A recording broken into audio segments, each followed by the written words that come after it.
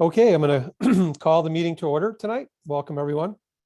Due to the governor's statewide disaster declaration relating to the COVID-19 pandemic and current public health guidelines for social distancing, I have determined that it's not prudent for members of the village board or staff to convene in person for tonight's meeting. Therefore, the members of the village board are attending this meeting by video conference. Those same conditions require barring access to the public for in-person attendance. In light of those limitations, the public's invited to attend and listen to the meeting through the Zoom platform or by phone as indicated on the meeting agenda. To comply with the Open Meetings Act requirements for virtual meetings, tonight's meeting is being recorded. And if I could ask Village Clerk Schmidtke to take roll call and ask everyone if they can be heard, that would be appreciated. Okay, Trustee Borowski, can you hear me? Good evening. Hello, everybody. Trustee Kritzmeyer, can you hear me? Yes, I can. Thank you. Thank you. Trustee Michaud, can you hear me? Yes, I can hear you. Can you hear me? Yes, thank you. Trustee O'Connor, can you hear me?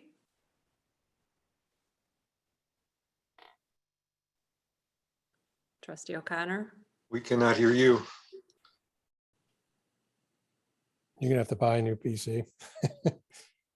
Her video appears frozen from my screen. No, she looks normal. Okay. Rita, can you, I'll do my best. there you go. I can hear you. Trustee O'Reilly, can you hear me? I can. Thank you. Trustee Tanucci, can you hear me? Yes, I can. Thank you. All right, thank you, Michelle. That worked out well. So if I could ask everyone to say a pledge of allegiance. I pledge allegiance to the flag of the United States of America and to the republic for which it stands, one one nation, under under God, God, indivisible, indivisible, with with liberty. liberty and justice for all. All right, welcome, everyone. We have homeowners associations first on the agenda. Buzz Hoffman from Rose Parkway, are you here?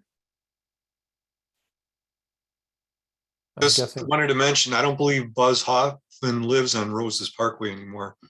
Oh, got So it. somebody else probably took his place as HOA president. All right. Hey, Greg, I think we're trying to make sure we have all these up to date. So Yeah, Maybe Sherry's yeah. been reaching out to the associations. I'll make sure she covers that one as well. thank you very much. From Oakwood Creek, Neil Grant, Hi, evening. Yeah, I'm here. Thanks for the invitation. do you have anything to bring forward to the board? I have got a few things. Is it Uh-oh. my opportunity now? Yes, it is. Absolutely. All right. Unless it's something for public comment, but this is really for you to bring your forward from your HOA. Sure. Thanks for that. I mean, the first thing was I had some of the people in the HOA wanted to just express their thanks, which is a great way to start a contribution. Thanks to the sheriff for his increased presence in the neighborhood, certainly been noted and really appreciated. So that's something that people wanted to just record back.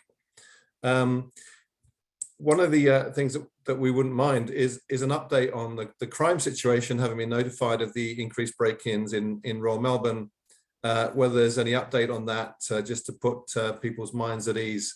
Is that something that you could address? Well, and I would ask Greg probably, or Denise, right? Because you're been the closest to it, right? I've had multiple conversations with Sergeant Amber as to the ongoing concerns with the issues in Royal Melbourne, as well as some of the recent vehicle burglaries. There are some ongoing investigations. They are not a lot I can tell you, Neil, other than they are sensitive to the issues and they have increased patrols. Royal Melbourne has a private security company that provides services for them, but we've just recently found out that they reduced the staff, so they're no longer patrolling, but just at the gate. So the sheriff's department's working with them on some crime prevention techniques, additional security. Some of this is attributed to doors being open and vehicles being unlocked. And we've sent out communication throughout the village to be sensitive. Trustee O'Reilly had suggested we send out some tips on what to do to prevent or deter vehicle break-ins. So we're working on that. But as far as I can tell you right now, Neil, the investigation's ongoing. Okay, Greg, thanks for that update. That's helpful. A couple more things in terms of headings. The first one is around the perhaps some of the streets around Oakwood Creek. Obviously, the situation at the end of Oakwood Road, the intersection with 83, is a concern around the U-turns that continue to happen there. I know the sign that was there, which originally was turned around the wrong way and then got bent over double, probably someone doing a U-turn. I believe it's now disappeared. So I'm really hoping that this year, something more substantial can be done about the continual U-turns at that intersection. Not just a sign, but something more substantial in terms of changing the maybe the street layout to stop U-turns, because that is something that does annoy neighbors a lot. We had recently had conversation, myself, President Jacob, and Trustee O'Connor, who chairs Roads and Pathways, about potential solutions for that area there. First of all, regarding the sign, I've asked Gila Township to go back out and look at providing a more permanent fix. It appears when they did the last time, when you all got in touch with me, they went out, put up the sign, and sure enough, the sign was turned around again. So they're looking for a more permanent fix. The Sheriff's Department, I have asked them to increase their stationary observations there at Gilmer or 83 to watch the U-turn activity that's happening over there. And then myself and the village engineer will be strategizing on some potential other solutions for that area. Okay, thank you for that. And further down on Oakwood Road, the stop signs that are just where Oakwood Road goes across Oakwood Circle, continual abuse of people just driving through those. I know maybe you could look at that as well, Greg, as to what can be done, whether it's rumble strips or some kind of way of enforcing that stop sign, particularly people coming out of Heron's Landing, just drive straight through. I've witnessed it a number of times myself. How can we make those stop signs more active and actually people that take them into account and stop? We'll put that on our radar, Neil. Thank you. Lastly, it's really just about clearing dead branches and trees along Oakwood Road, and maybe in the creek. The creek is pretty dammed up with some trees that got washed in there. I think, when did it last rain? Probably 2020 it last rained, right? But the last time it was wet. Whether there's any way we could get some of those, the dead wood cleared out of the creek would be helpful. As we're putting the budget together, and all this has happened real quick since my arrival here. I've toured the subdivision over there and know exactly what you're talking about. What we've asked Gila Township, as we're putting together our fiscal year 22-23 budget, is to give us a price on both regular trimming of trees and clearing of brush. Okay. All right. Thank you for that. Well, those are all the issues. The last thing is just for information. This year in our HOA, it'll be the re-election of officers. I will not be continuing as the president because I'll be moving out of the neighborhood this spring.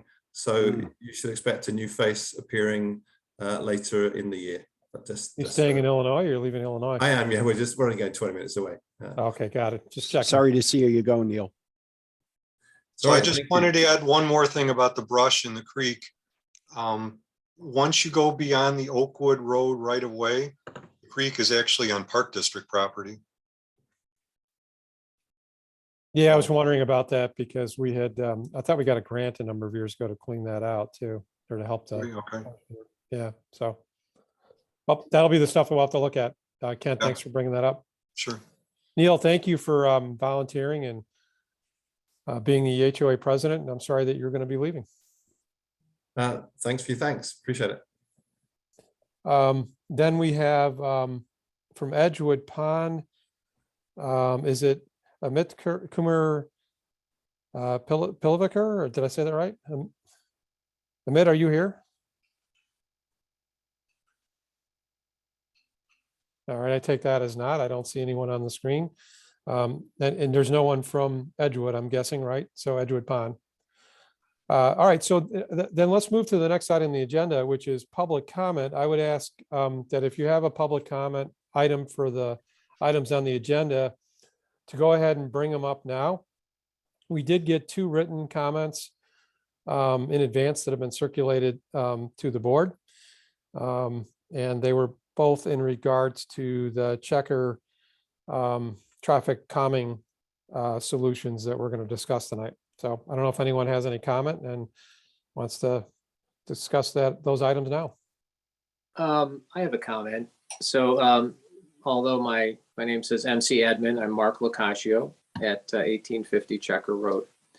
And I looked at the document that showed the pinch, and I think that was modified because originally the report showed that the proposed pinch as one of the options would be west of Schaefer by about half a mile. And although the report stated that the issue was really east of Schaefer, right, the cut through that's happening primarily. So I believe that was modified to show the pinch just in the last day or two happening east of Schaefer Road between Arlington Heights Road and Schaefer on Checker. And so my question is, and I understand that this might be a little bit hairy, but it seems like a pinch on Schaefer Road south of Checker Road would make good sense for a couple of reasons. Number one, if there is any cut through traffic, which I think the majority, definitely the vast majority, is going east on Arlington Heights Road or coming from Arlington Heights Road and then heading south on Schaefer. But if there is any that are going west, that would kind of solve the issue going both directions on Checker. And I think equally important is that there's a crossing for the forest preserve that goes across Schaefer there. And, pedestrian crossing and bicycle crossing. And it's not terribly safe. It's hilly there and there's some people speeding up and down Schaefer. And I think a pinch could also improve that situation for safety as well. Now, and the reason I mentioned that it could be hairy is that, as I understand it, some of that little stretch of Schaefer Road between Lake Cook Road and Checker Road is controlled by Ela Township. Some of it is Long Grove. And then I don't know if some of it might be the county, I'm not sure. But so I don't know what the options might be there, but just wanted to mention that as something to consider if there is a possibility that would work out for something like that. Mark, thanks for bringing that idea up, and that we can add that to the mix as well. So Sure. thank you. I know the location was actually changed because I noticed that the location was technically not in Long Grove when I was reviewing the board packet over the weekend. So that's why it's slightly different. The way we also have a little strip that goes out of Long Grove on Checker Road Okay. as you go east of Schaefer. So any other public comments tonight? There's a lot more people on here tonight, but everyone's being quiet. All right. All right, if there's no more public comment, I'm going to keep us moving on the agenda. And Mark, I thank you, and Allison, both for being here. I guess the fourth item on the agenda is discussion of the proposed 2022 road maintenance program and projects and possible use of MFT funds. I do have Jeff to help you too when you're done. I have a little slide that I put together that might help explain, just our past paving history and how much we've done too, if that helps you, Jeff. But I'll let you take it over because I think this is the one you're going to lead, right, Jeff? Certainly, I can kick this off at least. So it's that time of year to start thinking about and considering road maintenance for 2022. Cold outside and snow on the ground, but weather turns around fast. So in your board packet, you've got a memorandum summarizing the recommendations for the 2022 road program. We've separated the road program into two components. One would be the base bid, which we would recommend to proceed with. And then there's an alternate, which includes two more streets, that could be bid as an alternate. And then once the bids come in, the village could elect whether to proceed with resurfacing those roads or not, based on what the dollar figures are and what the budget is. So we've got a base bid recommendation of resurfacing Oak Grove Drive and Oak Grove Circle. Those are the public roads at the southeast corner of 22 and 83. Both of these roads, looking at the pavement condition study from 2014, are programmed to be resurfaced in the year 2021 to 2022. So that matches up well. The pavement condition indexes for both roads were somewhat low in 2014, 10, 26, and 30. Obviously, they've deteriorated from there. The base bid, we've got a total estimated construction cost of just under $650,000, and then including the various soft costs that are in the table on page 2 of the PDF, the base bid is just under $707,000. So just kind of looking at, hey, what's next up? What are the next streets to do should the village budget allow? We've identified Chickamauga Lane, which is in Country Club Estates, kind of in and amongst the golf course there. And that road scheduled for resurfacing in 2024, 2025, but that road had a low pavement condition index in 2014 of 12. And I know driving through there the last couple of years, that one has deteriorated as well. The other road that we've included for a bid alternate is Robert Parker Coffin Road, from the Archer parking lot entrance to Route 83. That one had a very low pavement condition rating in 2014 of 8.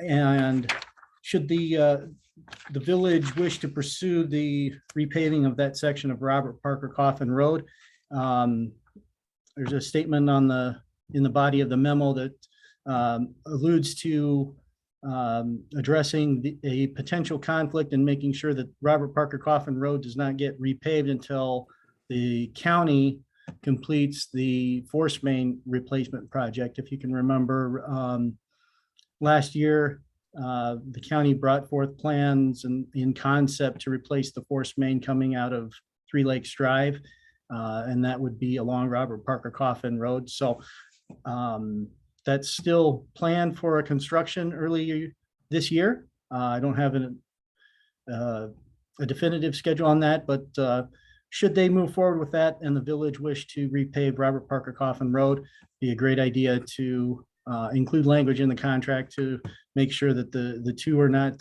happening simultaneously, and to boot, get the road resurfaced after, so it's not impacted by that project.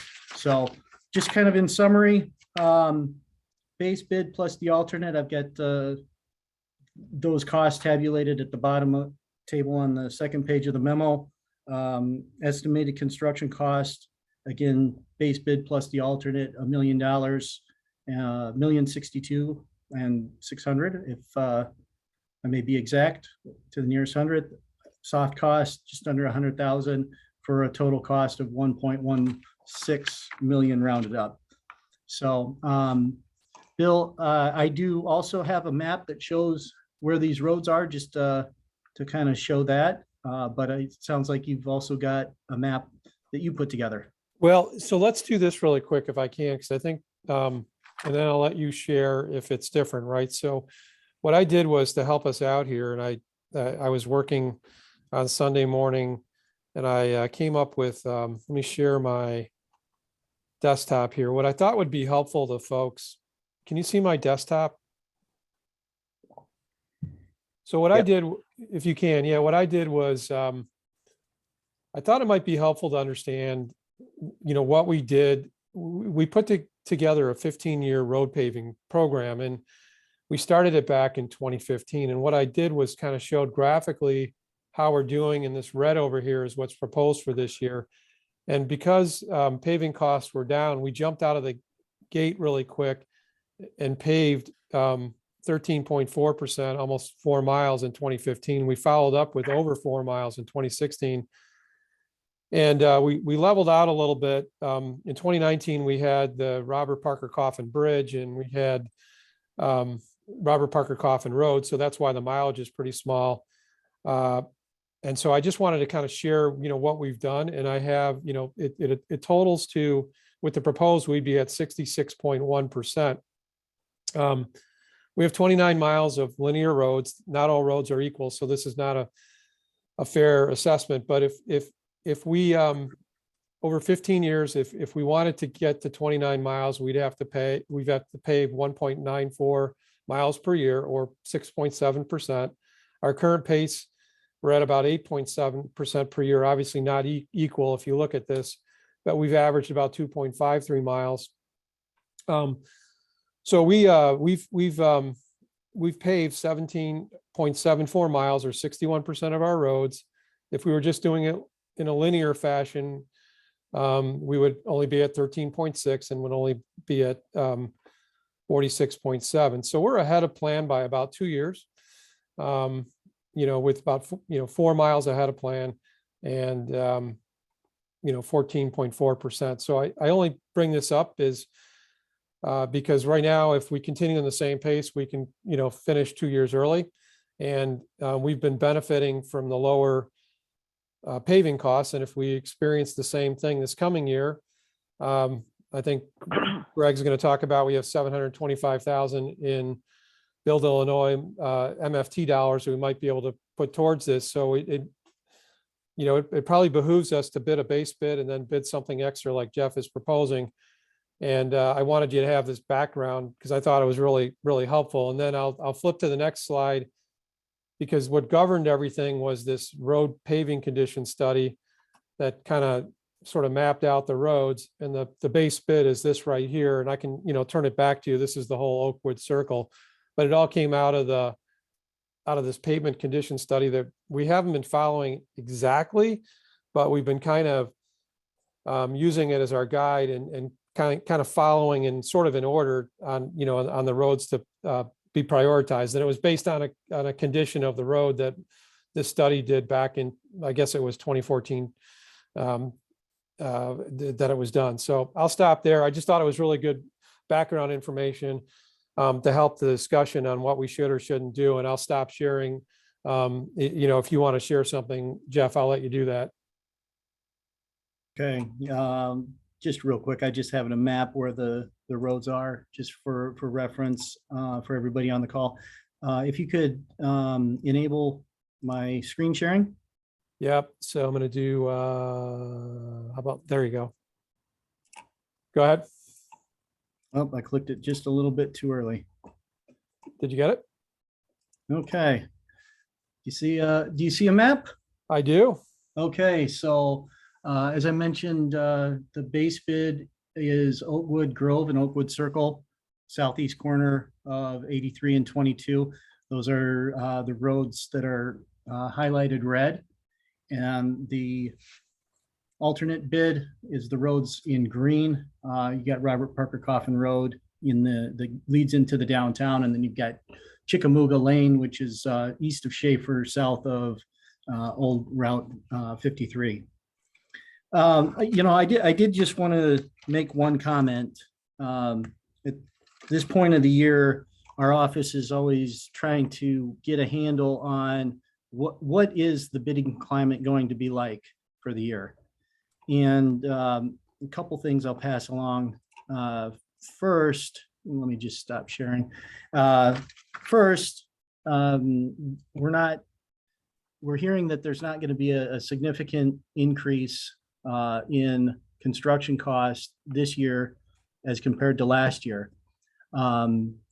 When I first heard that, I kind of wondered about that because it seems like the cost of everything is going up, and what's the driver of that?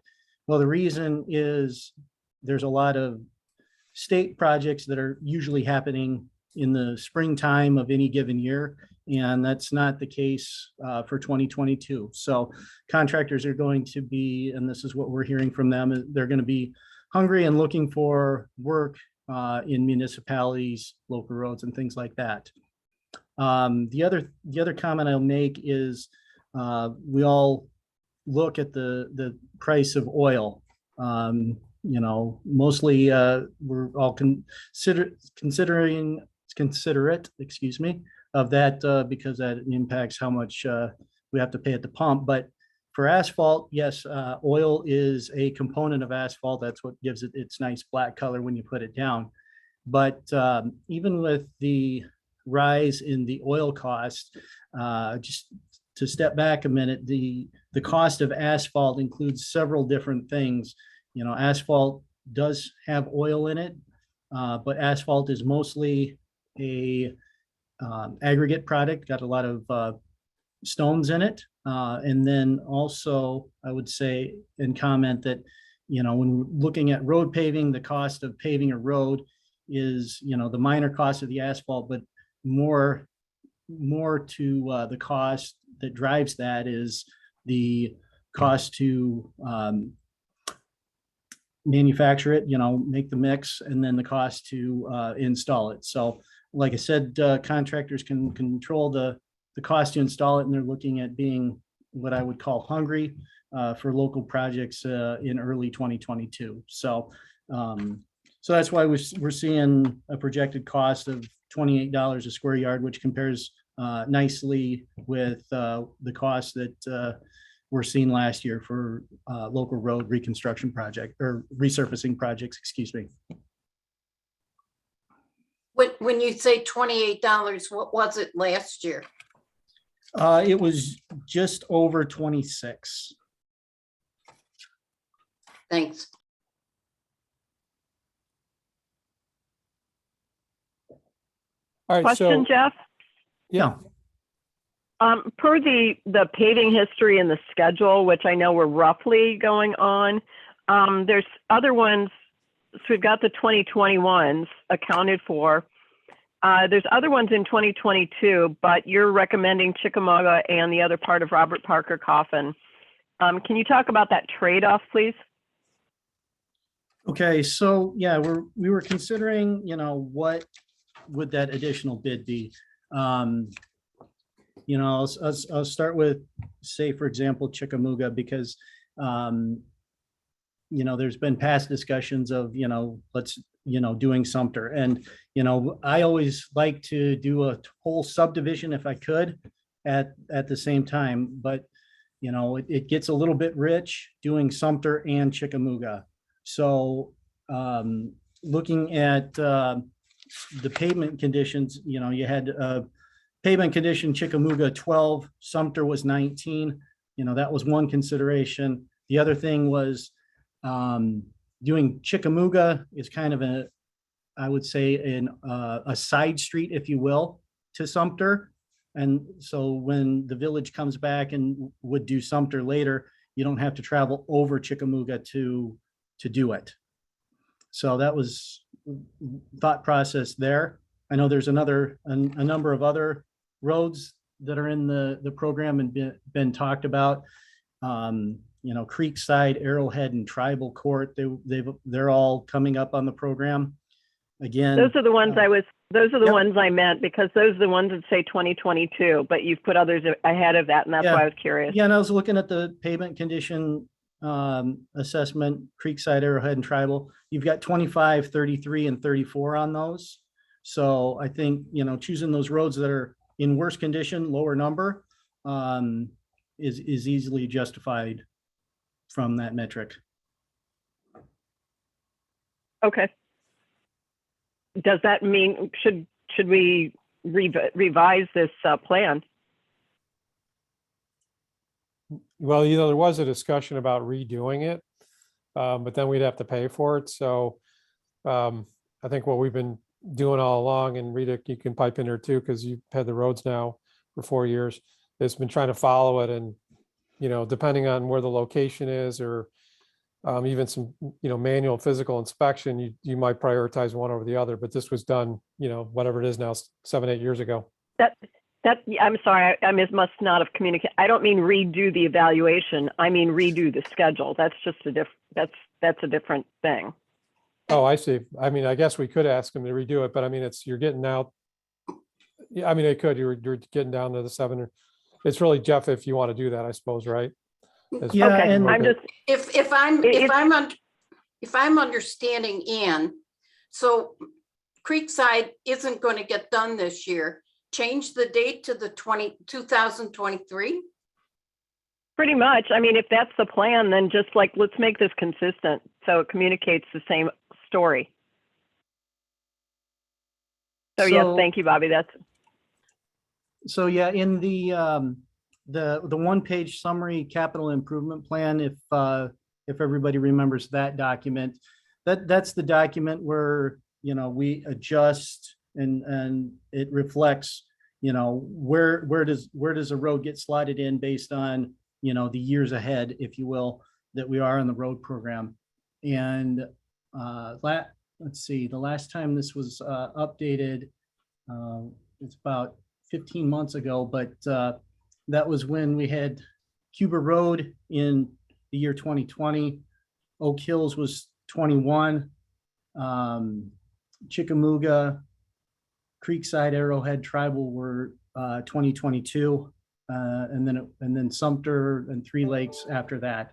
So Oak Hills, which is Oak Grove Drive and Oak Grove Lane, weren't done last year. So that's the shift from 2021 to 2022. Yeah, but Jeff, I think Bobby. I trickles think from it's there. much simpler. Yeah, Bobby and Ann just said, you know what, even if it's in an Excel spreadsheet, just reorder them, right? So here's what it is now, and then we all have it. Yeah, and then if this is a living document, somewhere at the top it says January 5th, 2022, which implies it just got updated.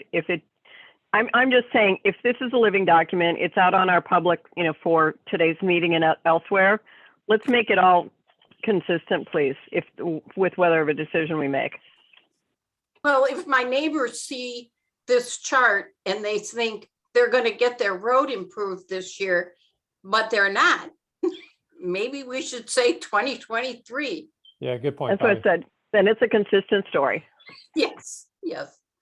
You have to remember that Stemple got shoved in last year, and that's what put these roads off.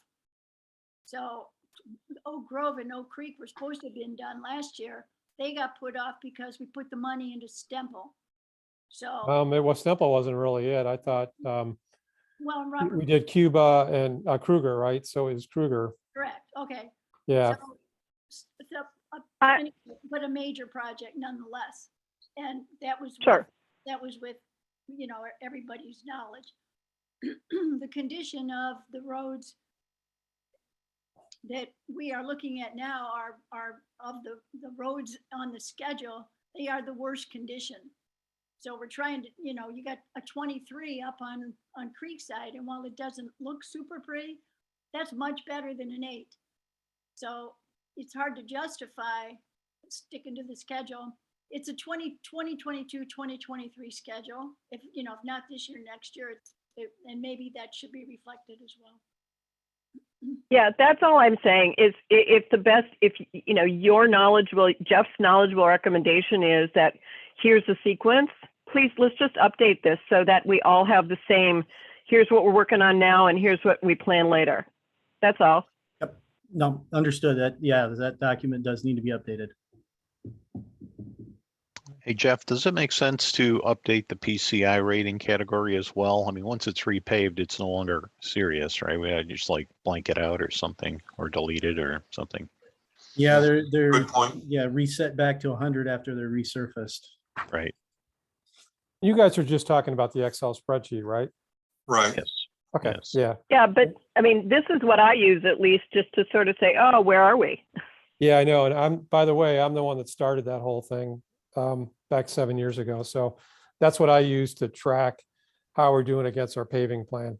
So, but I Right, never so it's really, a I never pay attention as much to what the years of the roads that are on there, because I know we always manipulate it a little bit every year, so. Yeah, so just the spreadsheet should be a realistic portrayal of what already happened and a realistic predictor of what's going to happen. Yep. Just for the record, I am not questioning the condition of Creekside. As a matter of fact, I don't find it a problem, and I travel it frequently. So I'm just talking the dates. That's all I'm. No, I got it. Yeah, You made it. update everything to make Yeah. it the same. Yeah.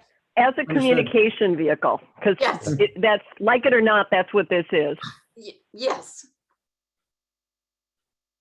So I mean, I think that, so here's what and Rita too, I mean, I think we talked about doing a base bid and then doing alternative bids and getting it in early so that we could, and we don't have to decide tonight, but the decision tonight would be, can we go out to bid? And then when we get it back, then we can decide, do we want to do more or less, depending on what else, other capital projects we want to go for, right? And and so that's how it was laid out tonight, so that we could do something like that. So I don't know if the board wants to talk about that more or not, or what your thoughts are based on what you saw. I think it makes sense. We'll get information, see what it'll cost, and then make a decision once we have that information. And it. I agree. I think I'm sorry. It's all right, go ahead. Rita, I was yeah, going to say, in terms of budgeting, I think that makes sense. We still have some parts of our general budget that we're kind of monitoring. And, if we get the bid now, then that'll give us more options, and we'll have 1 or 2 more months of knowledge on our budget situation. Yep, go ahead, Rita. It also gives us more time to find out how much money we can get from the state funds that were mentioned in the report. Yeah, and the other thing, I think the biggest thing what Jeff was saying is that he believes that the road contractors are hungry for work, or will be hungry for work. So if we get in early, we might end up with a better price versus getting our bid requests in later. I think that's, Jeff, that's what you consulted or said to us when we met.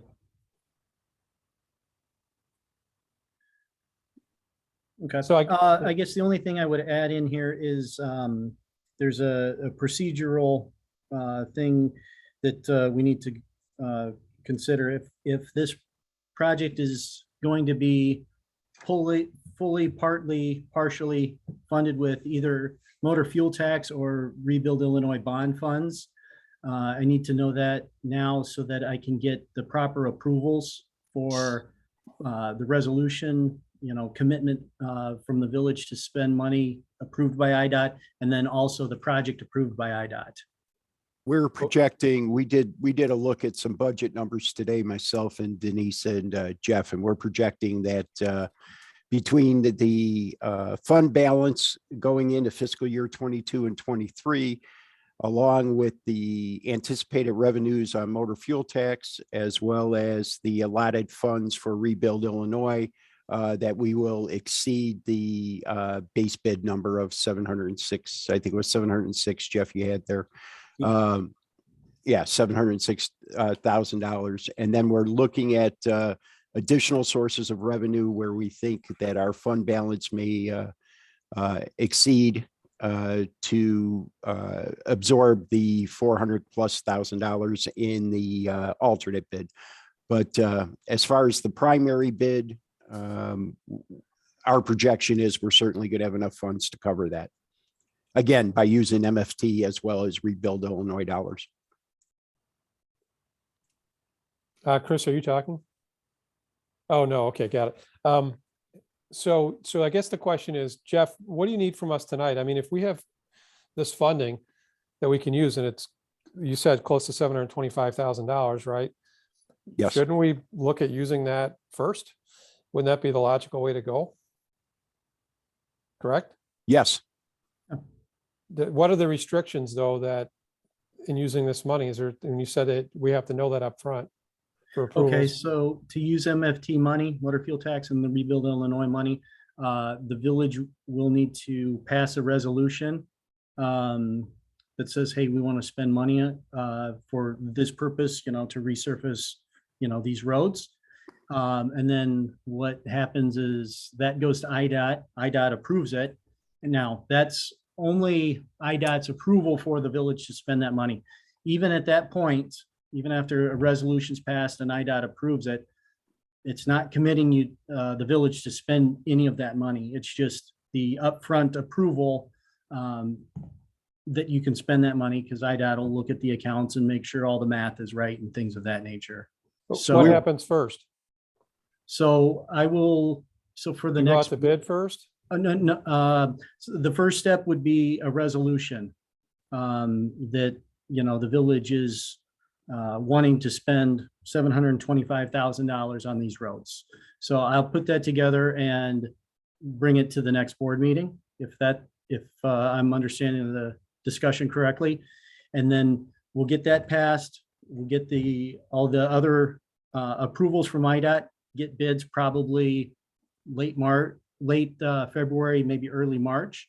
And then probably the late March or early April meeting, that'll be when all the numbers come back to the board for the final decision of yes, let's go, or, pare it down, or anything in between.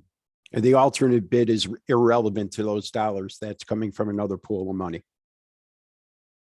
Okay, so that we need to go and put this, a resolution out there to spend whatever money we have, right? Mhm. And then after we do that, we can go out to bid, or do we have to wait for the state to receive that before we go out to bid?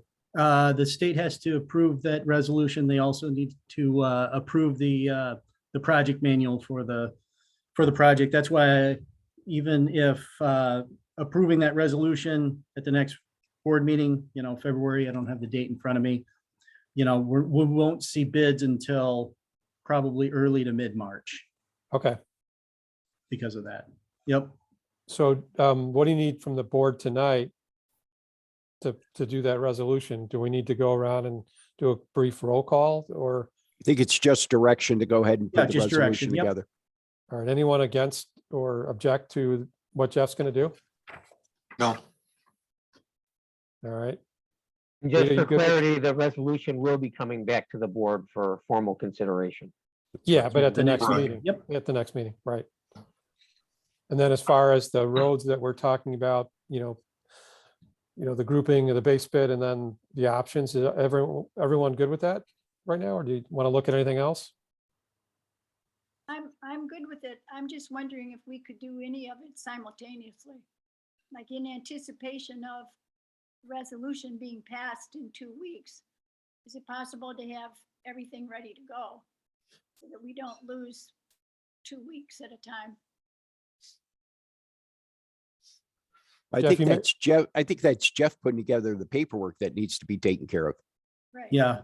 So we'll get the resolution queued up for February, and then, or the next meeting, first meeting in February. And then get it to IDOT just as soon as we've got all the paperwork ready to go for the program, but we'll start putting all of that together starting tomorrow, Okay. so that we can keep the schedule expedited as much as we can. Yeah. Okay. Thanks. Hey, Bill, if I might ask Jeff a question. Sure, please. Jeff, is there any work that needs or could be done in the interim? And if so, would you like some direction from the board to have you continue on a dual track? Okay, so yeah, the next step is to actually start putting the project bid specification book together. So that'll be, so if the direction includes doing that, that would be appreciated. Yeah, Is why everyone not? good with that? Yeah. Why not? Yeah. I thought that's what we were doing. I Yep. did too, but Yeah. yeah. Okay, well, Jeff, you got direction, right? Yeah, thank you. Any other discussion on this one? Otherwise, we'll move to the next item on the agenda, which Jeff, I think you're going to also take us through, which is discussion and consideration of traffic calming options for Checker Road. If I might, can I get 2 minutes? The cleaning people are at the office. I'm going to ask them to move their vacuum cleaner. Oh, okay, sure, absolutely. That's always I perfect think timing. that's a first. I wish they were in my. That's exactly what I was thinking. All right, I'm not And gonna, I attend a lot of Zoom meetings, not just the village. That's the first I've encountered.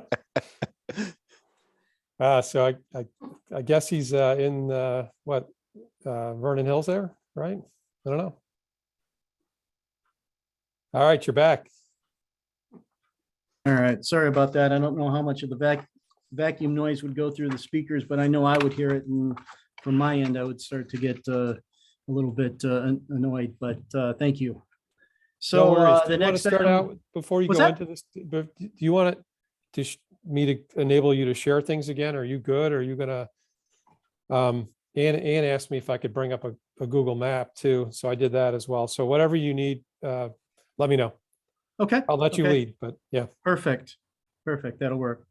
So next item on the agenda is the traffic calming on Checker Road.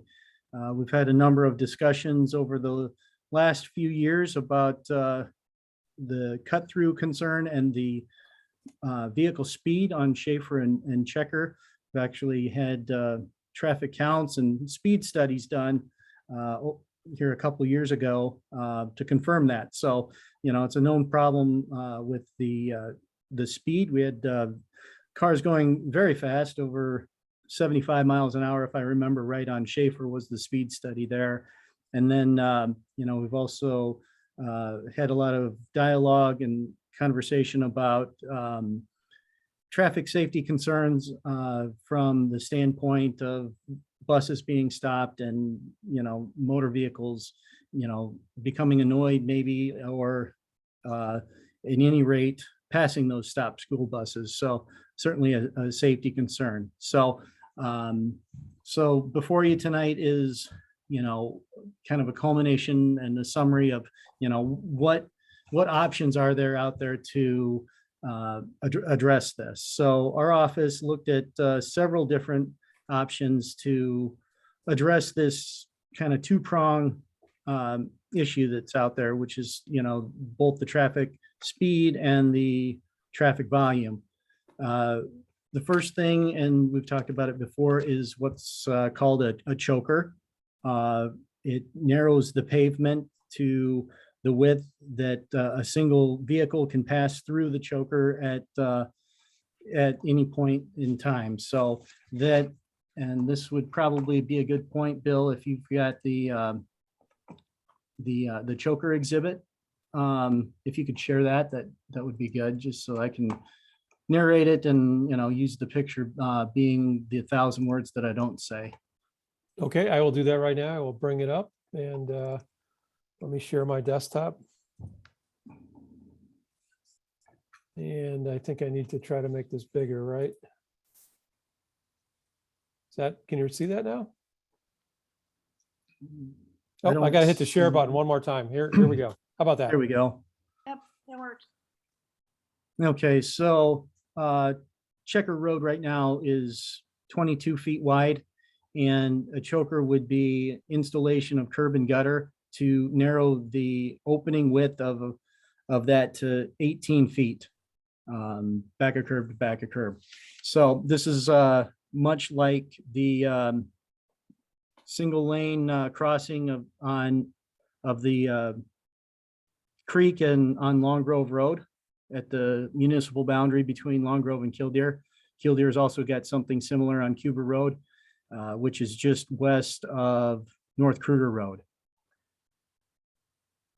As Bill mentioned, there's two renditions of this exhibit that are floating around. One had this choker about 250 feet east, which was in front of the Rodriguez property, which that is in unincorporated Lake County, so not in Long Grove. So not an advisable location to pursue on that, since we don't have rights for that. In the memo that you've got before you, there's a couple pros and cons listed for a traffic choker. Before that, you know, the estimated cost of that choker is $25,000. As I go through this, you'll see that the $25,000, that was the number that was in the village budget, because that's the highest cost alternative. Hey, Jeff, does Uh, this help again too to share? This is what Ann was asking me too, just so that people get the Oh, lay of the land. absolutely. So this is right out of Google Maps. And of course, this Thank is the cut through problem we have, Lake Cook Road up Schaefer. In the morning, they go this way, they make the right, and they go all the way to Arlington Heights and make a left. And then in the evening, they go the other way and come back this way. So if I have the location, I think I do. I was a little bit confused because the Google Drive changed. The location is right here. The original spot was right here. which Yeah, so swath yeah, is your not marker's at actually Long Grove. 1877 Checker, which that's the address noted in the memo. And just to take a quick step back, Checker Road from Schaefer to Arlington Heights Road is roughly 4,000 feet long. This location is halfway between each of them. So that's that just kind of put a frame of reference into that. Second option for traffic calming that we looked at was a speed table. Real quick though, while we have Mark Locascio here. Mark, when he was talking about putting it over here somewhere. So just the frame of reference, wherever a right spot is. So Jeff, you'd have to comment on that too. If we didn't do it here and we did it here, is there a location to actually put it? You may not know, right?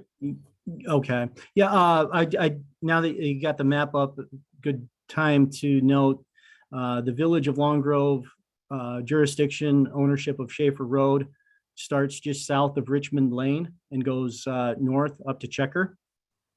So right about where your arrow is right now.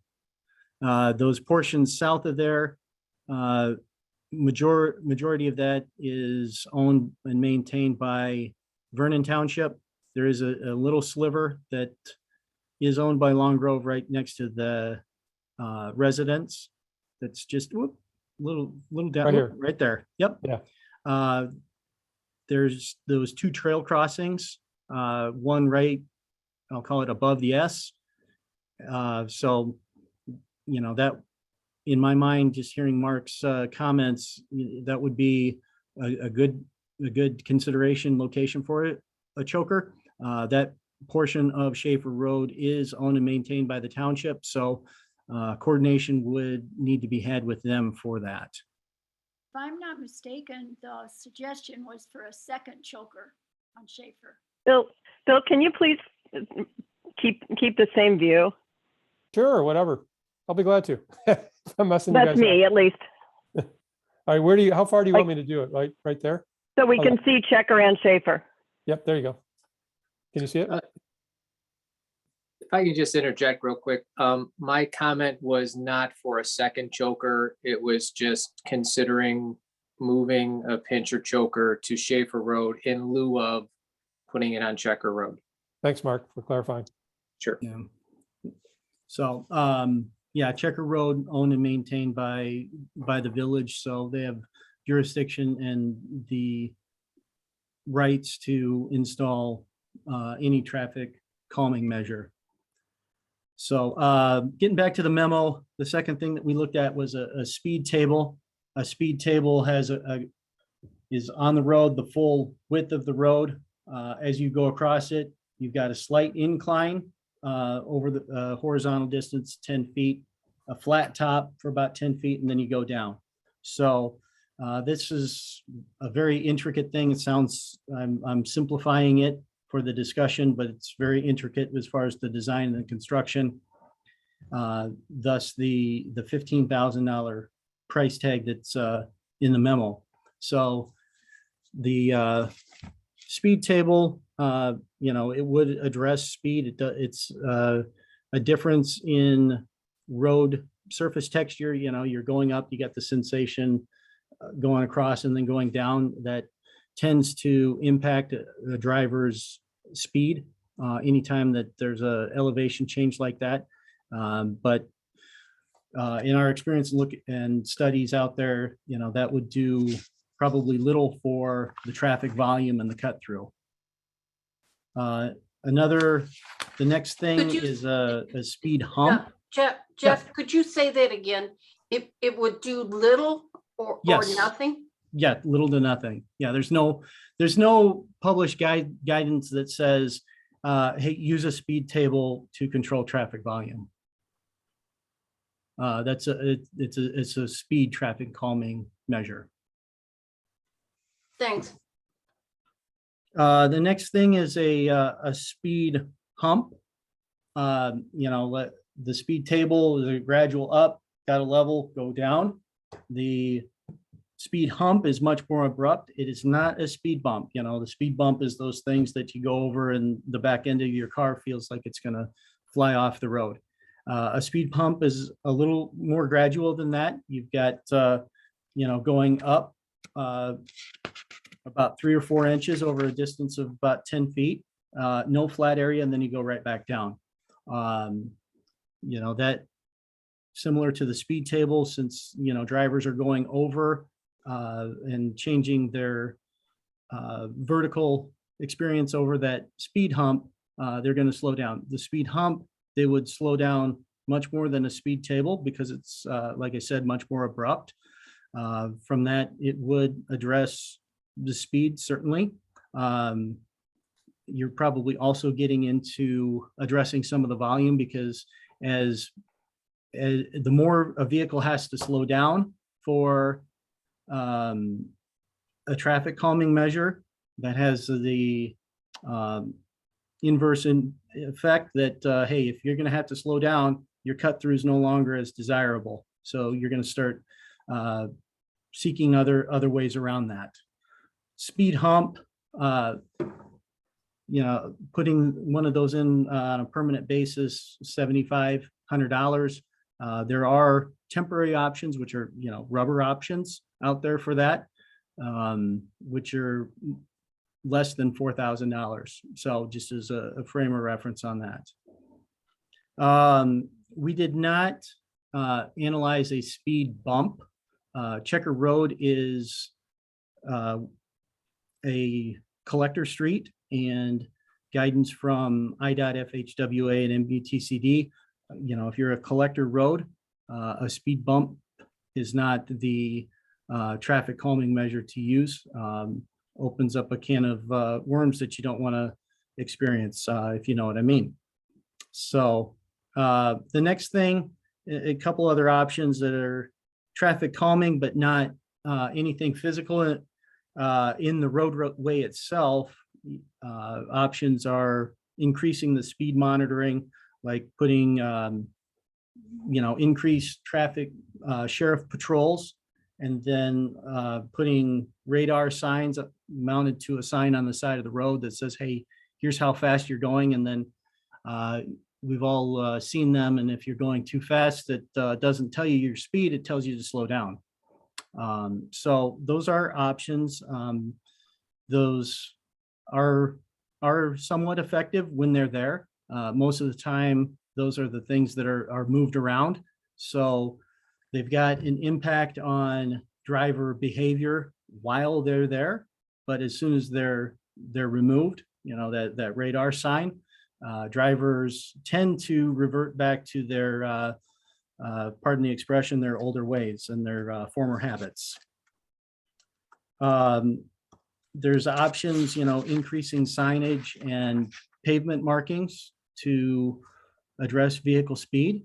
I guess I look at that and, the Checker Road is fairly well signed. Probably another speed limit sign or two wouldn't hurt because, like I said, it's 4,000 feet and just a speed limit sign at, one end or the other. You can get lost as you travel that distance. But I also look at some of the effectiveness of signs. I've got, downtown Long Grove in mind. That's got questionable success and questionable people following the sign. We just heard about a U-turn. People violate signs all the time. So some people do it. It's worth consideration.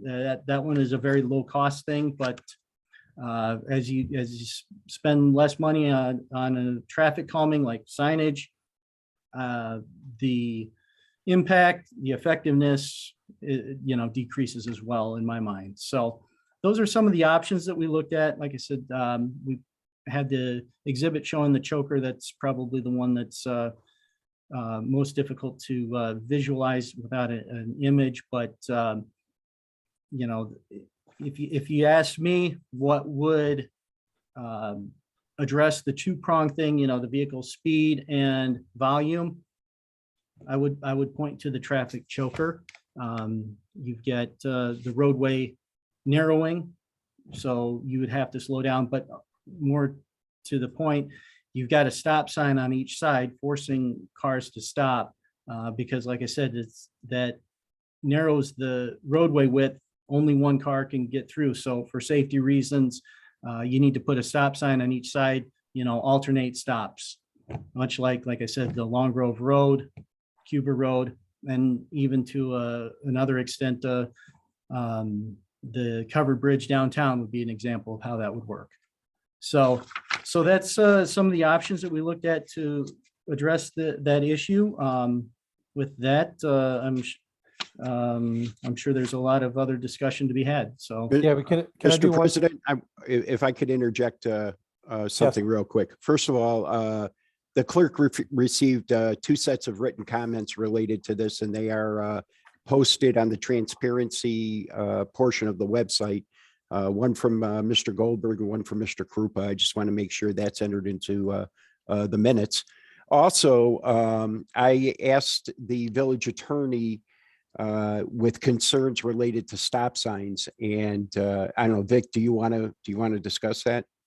Because there were some concerns to the legality of us as a village putting up stop signs associated with the choker.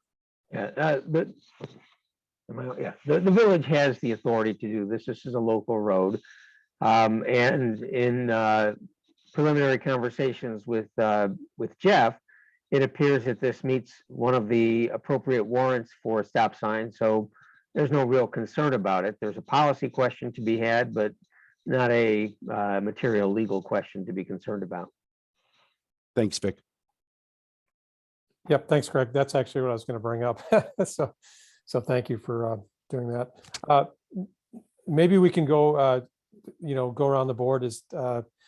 Anyone have any comments or want to discuss this? I can pick on somebody or somebody can go first. So I'll go first if I can, because I'm remembering when the choker on Long Grove Road was put in, I don't know, 15 years ago, 20 years ago. It's a long time ago.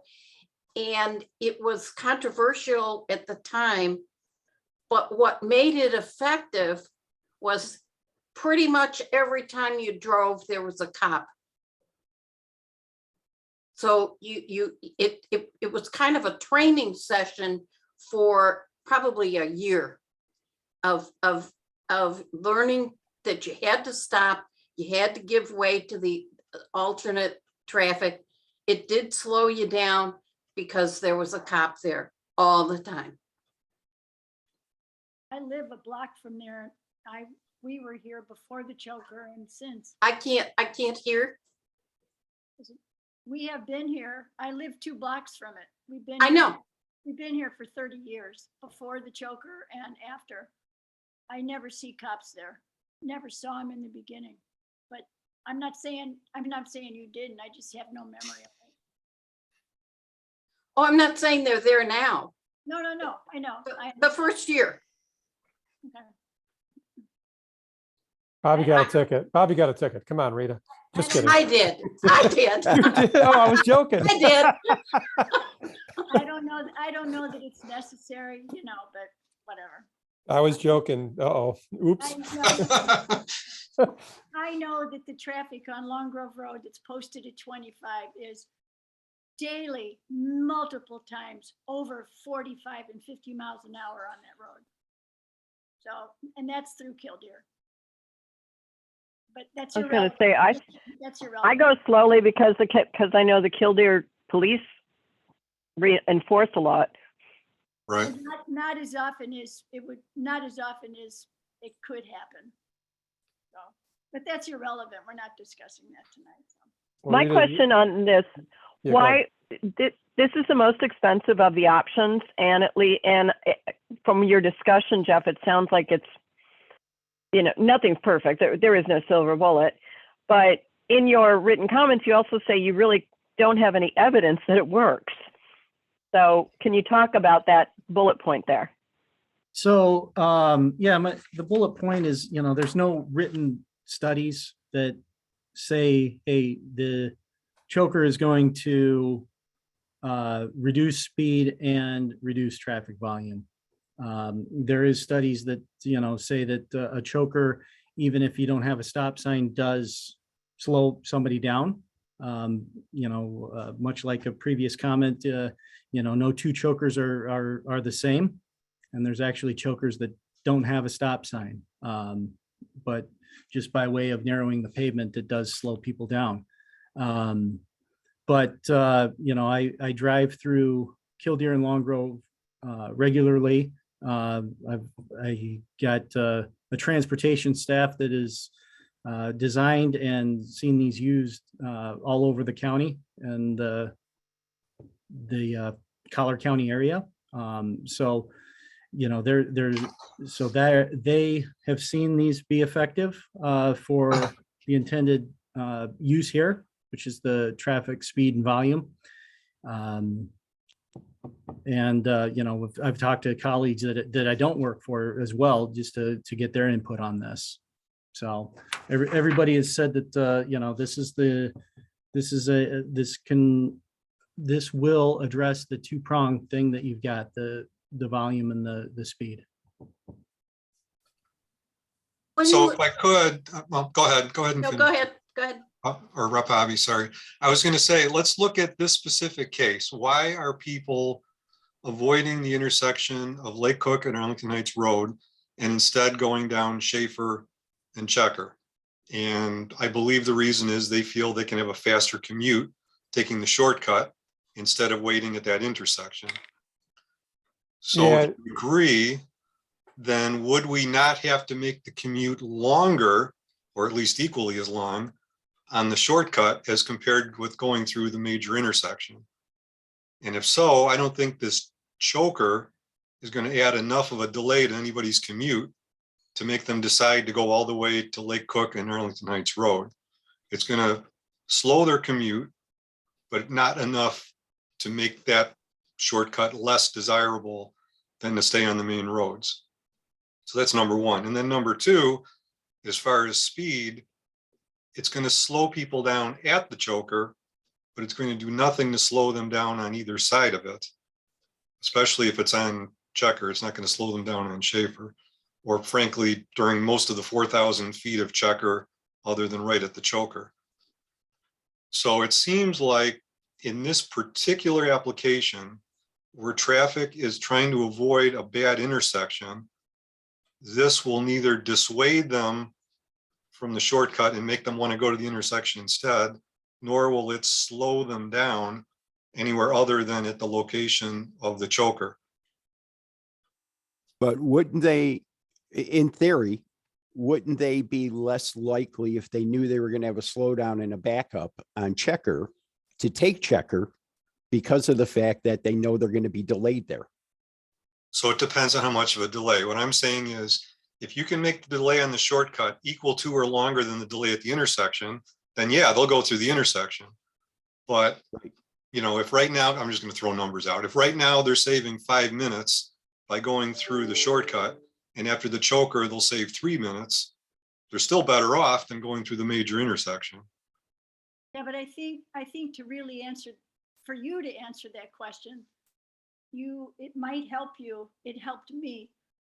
I sat in a driveway on Checker Road a year ago, watching a quarter to a half a mile of cars westbound on Checker because it was evening rush hour, obviously. In the morning with the school buses and people passing up school buses because they're stopping them, the traffic that's gonna back up there because of the choker is going to make it in the first 6-7 months it's gonna make it, if you'll pardon the expression, a total cluster. Because you've got residents in this immediate area that use, that's how they get in and out. You know, there's a lot of people in country club estates that are gonna be really annoyed. I'm anticipating. In addition to the people that are just, that, you know, the casual cut through people, because I do it all the time, it's habit. Then you put the school buses on the road, it adds even more.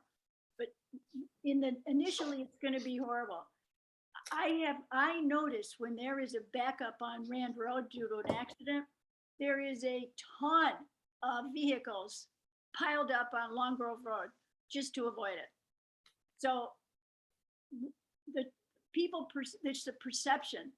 The perception is, oh my God, I've got to get around that choker and I got to give everybody else a chance. First I stop, then the guy next to me stops, blah, blah, blah, blah, blah. I think that it is probably the most effective thing we can do without causing unreasonable jam ups. For example, one on Schaefer could theoretically jam up people trying to make eastbound left turns into Right. Schaefer Road. They could be stopping on Lake Cook Road for all we know, because they're not aware of what's going on up ahead. You have to think about the consequences of this traffic that's backing up and where it's going to back up, whose driveway is it going to interfere with, right? Because there are people who live along there that have to back out or get out, get in. So moving vans cannot make it through these chokers. Any 18-wheeler, no can do. I've watched 3 of them over the years get stuck and try to back out on Long Grove. You know, talk about people not reading signs or even seeing in front of them. Okay, forget, you know. But I think that if you would just ask permission to sit in somebody's driveway, you know, during rush hour and see what happens at that intersection, I think that you might perceive it a little differently. So our objective is to make the traffic so bad on Checker and Schaefer that nobody will want to take it. Correct. How does that help the residents who live there? In the beginning, it's going to be a nightmare. I think after the public is aware of it and has decided it's not worth their time. And this, you know, Lake Cook Road has been torn up until just a few months ago. For all summer, all last spring, it was outrageous. Everybody avoided it. So I don't know why they wouldn't avoid this. Hey, Chris, you've been quiet. Can we hear from you? Thank you. I appreciate that. You know, I think Jeff said something that I want to expand on. He said we're going to solve the 2 prongs of the problem, volume and speed. Well, I think there's more prongs to the problem. It's not just those 2. I mean, those 2 are easy to solve by putting in a barricade, right? But there's a human cost to this, both the residents who live there. As Rita eloquently mentioned, the school bus situation, I'm not sure if it improves or doesn't. You know, a choker doesn't mean that a school bus isn't going to get past half a block away. But there's also the human cost of the rest of the residents who actually pay for the maintenance and the paving of that road as well.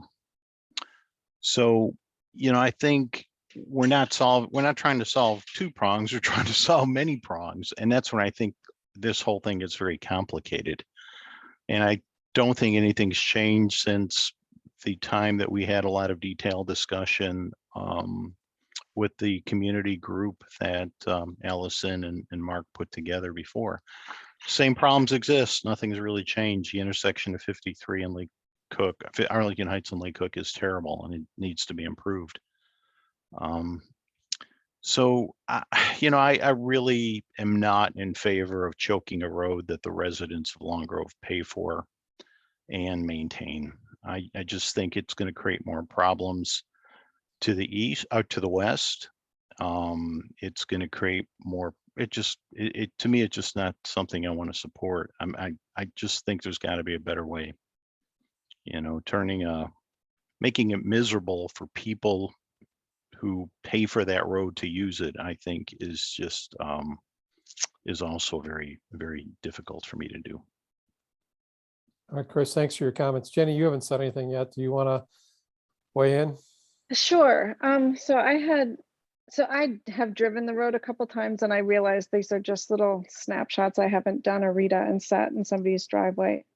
Both times that I drove, it seemed that the traffic was predominantly going in one direction. It was not crossing.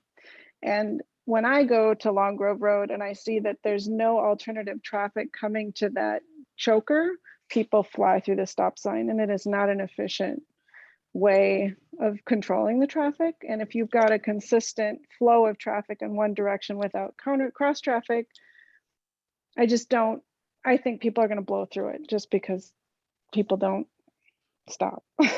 So that's one of my concerns. I do really love the idea of putting a choker in on Schaefer, because that is a super dangerous pedestrian crossway for the forest preserve. I think that would be an effective place for it, just for safety of all of the people using those pathways. But also I think that people coming off of Lake Cook, it's going to become very apparent very quickly that it's backing up there. So I know I'm talking out of two sides of my mouth where I'm not super thrilled with the choker, but I like the idea of kind of solving two big problems. And then the only other thing, I know that Arlington Heights Road is being repaved. Is any of this going to be solved with this, what's happening on Arlington Heights Road? And should this be a discussion after we know what's happening there?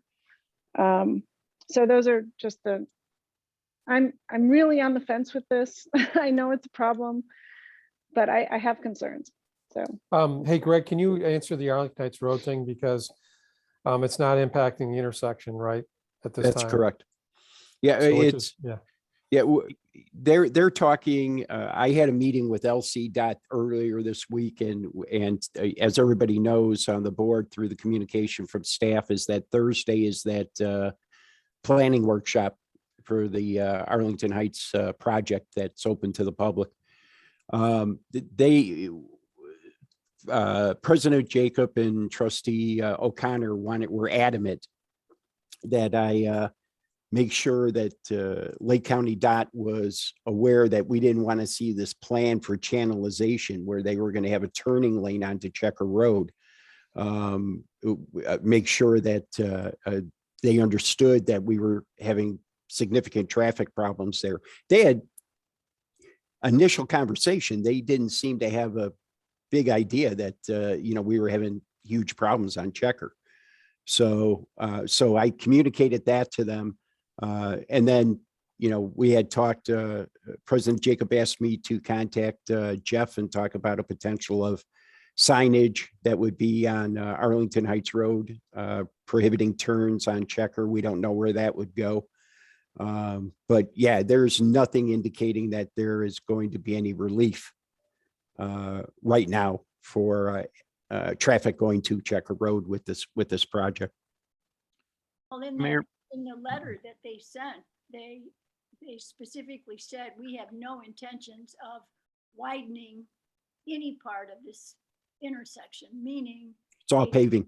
Absolutely, yeah. Because the problem is the Buffalo Creek Restaurant and the Forest Preserve. There's no place for them to go. Chris, yeah. I had a question for Jeff. Jeff, your team of transportation experts that you referred to earlier, can they do the math on what the delay time would be based on peak traffic count hour during rush hour? Because you guys know how long it'll take two cars to alternate through that thing on average, how many cars stack up there. You can do the math for what that backup would look like, couldn't you? Yeah, I believe we have data that we can get into that when we talk to them. Yeah, I would think you should be able to calculate it. Yeah. And I think that answers, Kent's question about, which is the lesser of two evils for people to wade through. There's two hands raised here too. Do you Sorry. guys mind if I ask, I know Norbert, you've had your hand up for a long time. So go ahead. Do you mind? I'm going to go ahead if you have a short comment. Yeah, thank you. So, right now as it stands, I'm very opposed to a choker. And it's been already mentioned that it will do very little with regards to the rest of the traffic that's either behind it or in front of it. And as Jenny mentioned, it's usually one direction, especially, in the morning it's going east and the afternoon's going west. We already have a choker, on Long Grove Road between Rand and 83 or 53 rather. And I've driven that, and people, again, if there's no traffic, they're just going to go right through it. The biggest concern, again, for me is, I no longer feel comfortable having our kids take the bus because no one is inclined to stop or wait for the bus, which is the core problem. And that's the speed. So, in my mind, if we only have a certain budget to work with, what I prefer to do is push multiple speed humps, for example, throughout Checker as well as Schaefer. Because what that's going to do is continuously force that traffic to slow down. And I do not, any time near the future, see that traffic ever decreasing. So the only thing that we can really do is try to control the speed. Thanks, Norbert, for the comment. And I'll ask Allison, you've had your hand raised too. So real quick, if you want to make a brief comment. Sure.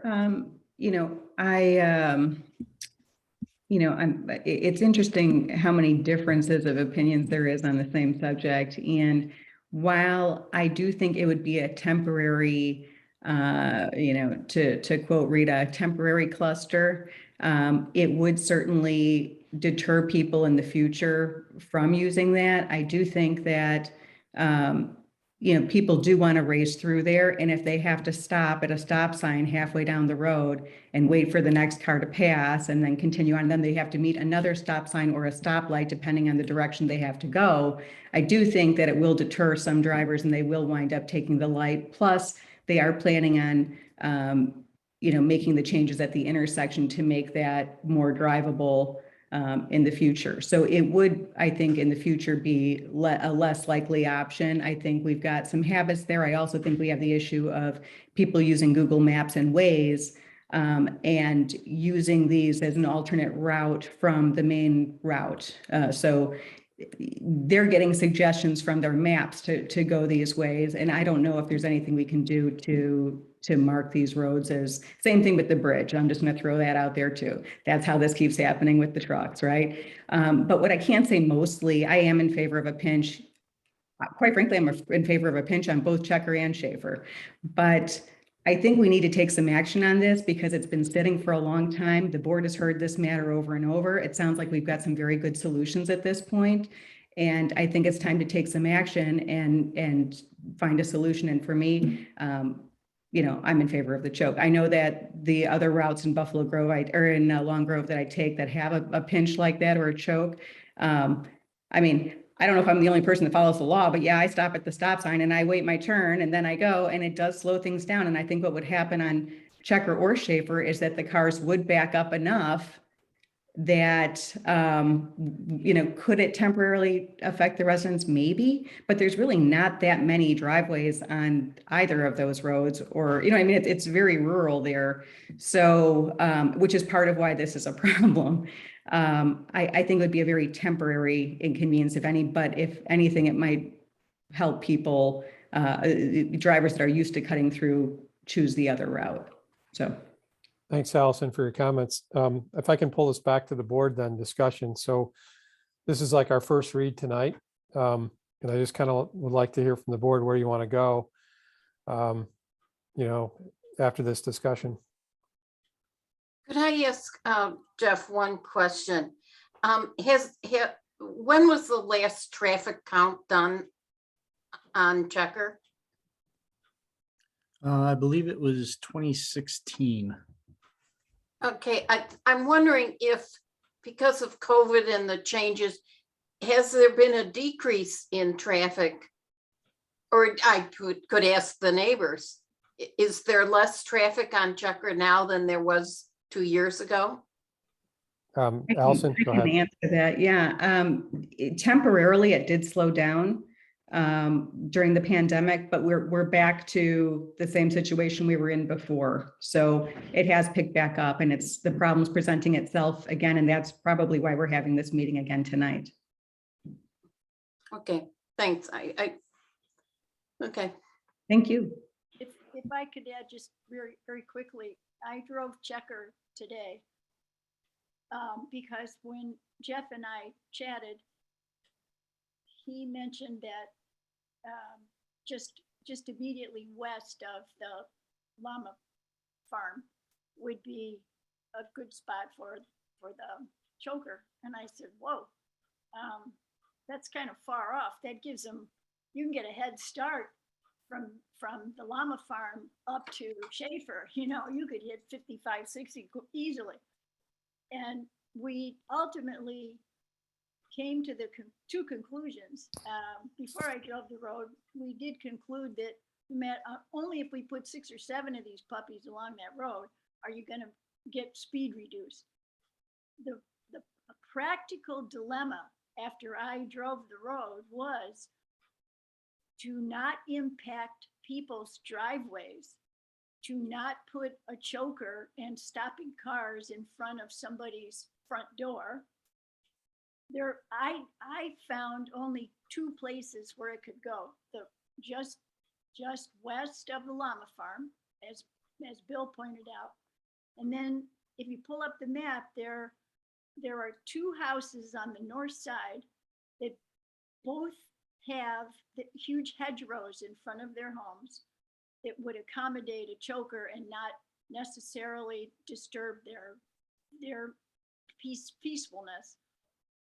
Those are the only 2 places you can put them without impacting people's driveways. So there aren't a whole lot of choices along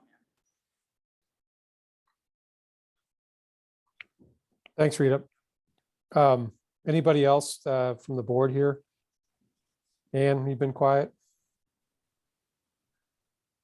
Is the primary, I mean, I'm swayed by a lot of this. I kind of agree that we may or may not be solving the problem with this. The choker, we've got a human cost, and we also have a human behavior that the few law-abiding people may slow down, but the rest are. Is the primary concern allowing children to cross the road to catch their school bus? I mean, if we had one thing to focus on, is that the one we would focus on? No.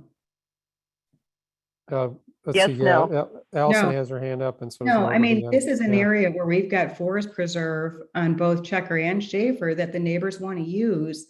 And we've got people cycling, we've got people walking, we've got people that want to go for a bike ride with their family. There's no shoulders on these roads. So they're forced to drive in the road. And then we've got people, you know, emptying off of 53 or whatnot and driving through the neighborhood at high speeds to cut through. So it's not safe for any of the residents the way it is. And if the hang up is being in, you know, close to someone's driveway, you know, Schaefer would be the solution to that, because there's really only, you know, one outlet, I think, maybe 2, one outlet onto Schaefer Road that's residential, you know, on the Long Grove end of things. So it's this is a safety concern for everybody that lives here. And as far as, you know, it costing the neighbors money to do things like this, or taxpayers money to use these roads, you know, we all use these roads differently. And, you know, I think that it's money well spent to try to preserve the safety of the people, whether it's kids crossing, you know, for the school bus, or just people enjoying the areas. We should be able to, walking the dog or whatnot. So, you know, to me, you know, and Browski, you said the same thing a couple of years ago when we had this meeting. This thing's been sitting dead for a long time. And, you know, the residents in the area want to see some action on this. And, you know, we want to be able to enjoy this area without having to worry about somebody getting hurt, like what happened, you know, 4 or 5 years ago when somebody's daughter was, you know, on the track team and running down Checker Road and got hit by a car. So it's not just the school bus, but that's a major point. It's the general safety of the area, which is compromised by all the cut through traffic and the speeding. And so for years we did have, police officers sit at that stop sign at Checker and Schaefer Road for cars that were rolling through or not stopping. We know that that's not a realistic, opportunity for us having one car. I had Oki come to my house after he sat, in the cul-de-sac pulling people over. He said, by myself, I could not pull all of these cars over. He wrote 13 tickets in about an hour. And he said, the other tickets he could write were missed opportunities because he didn't have enough manpower. So having police presence is great, but they can't even keep up with it. So some type of a change has to be implemented. And I do think that the choker, especially on Schaefer, makes excellent sense. So that's my 2 cents again, sorry. Yeah, but country club won't like that, right? I don't see what the huge inconvenience is with trying to calm traffic in the area, Chris. I mean, countryside might not, we all live here, right? And if we have to slow down to make things safer for our neighbors, then that's what we have to do. I'm okay with slowing down. I think speed's important. And I think if you figure out a way to get people to slow down, but yet use the road in both directions, I think that's the ultimate solution, but it doesn't exist in this case. It's just an impossibility. It doesn't solve the buses, doesn't solve the problem with the kids trying to get to the bus stops. It's just a very, very complex situation. It would deter people from using it because there will be some backup initially. So at the very least. I'm going to pull this back in. I know, Norbert, you had your hand up. Did you have anything to add, or I had a question. Yeah, just a quick question for Jeff with regards to the choker. If we were to explore that, excuse me, solution, could we possibly put in some of those, temporary, not barricades, barriers that would emulate a choker, just to place it, in one particular spot and see how it performs over a period of time before we go down the path of a permanent solution? Beta test.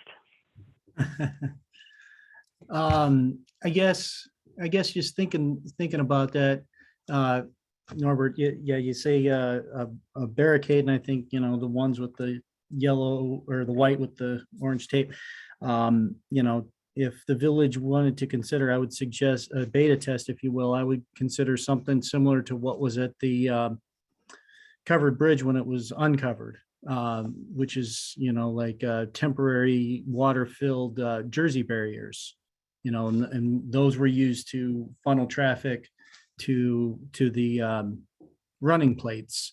So certainly an option.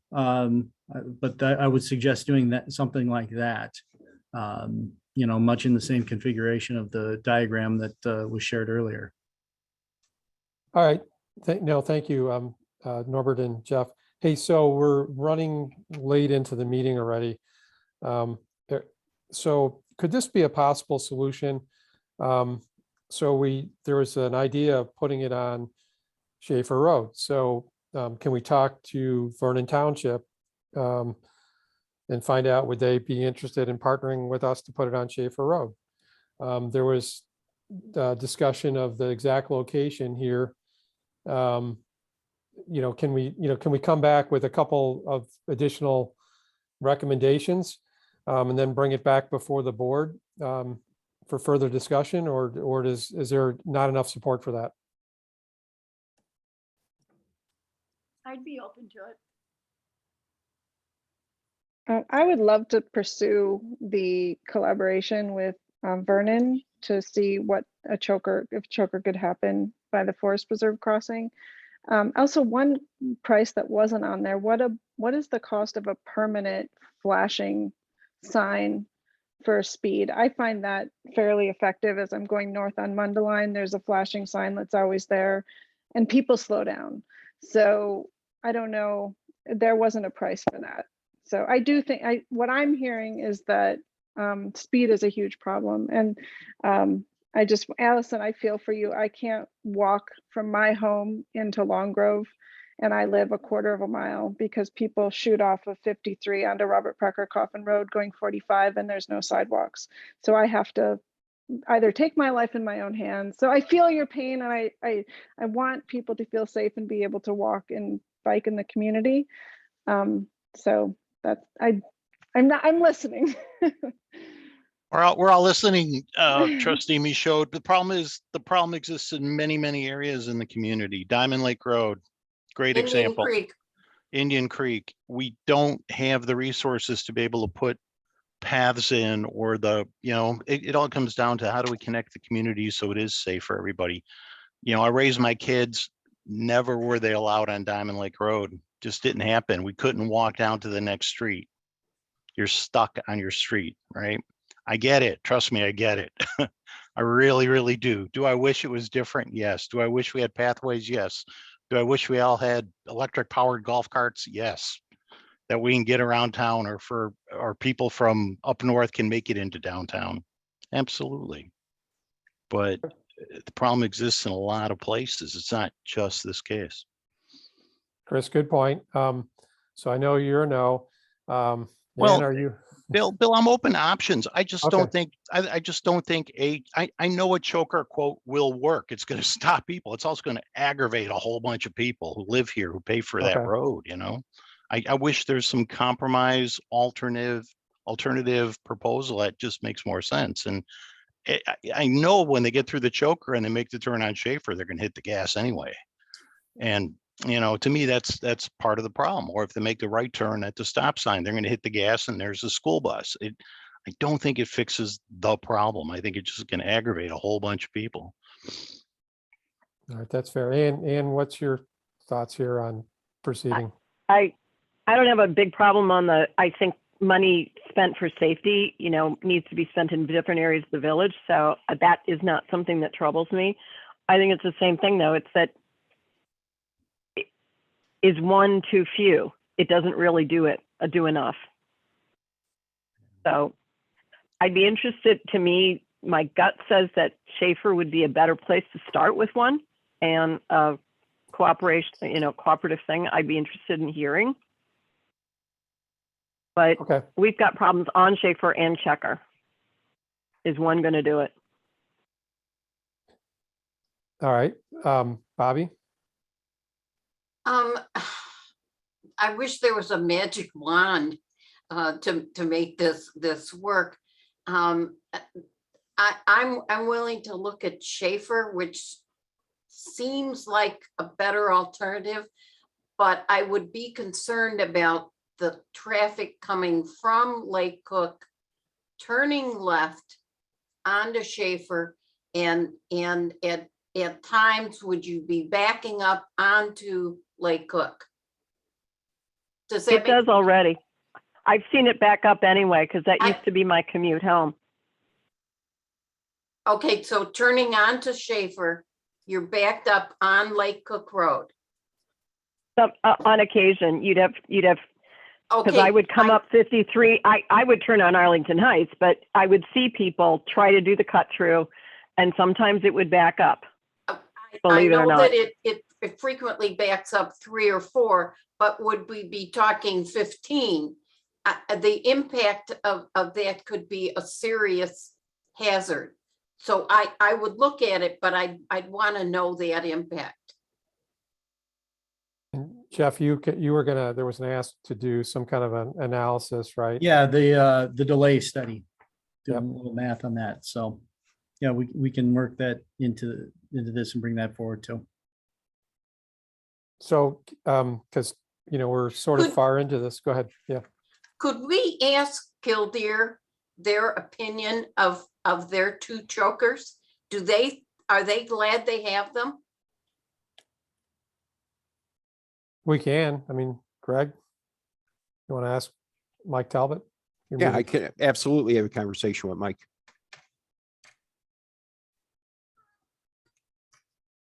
So, I mean, are we at a point there, they're not, is this the first reading and really talking about this seriously?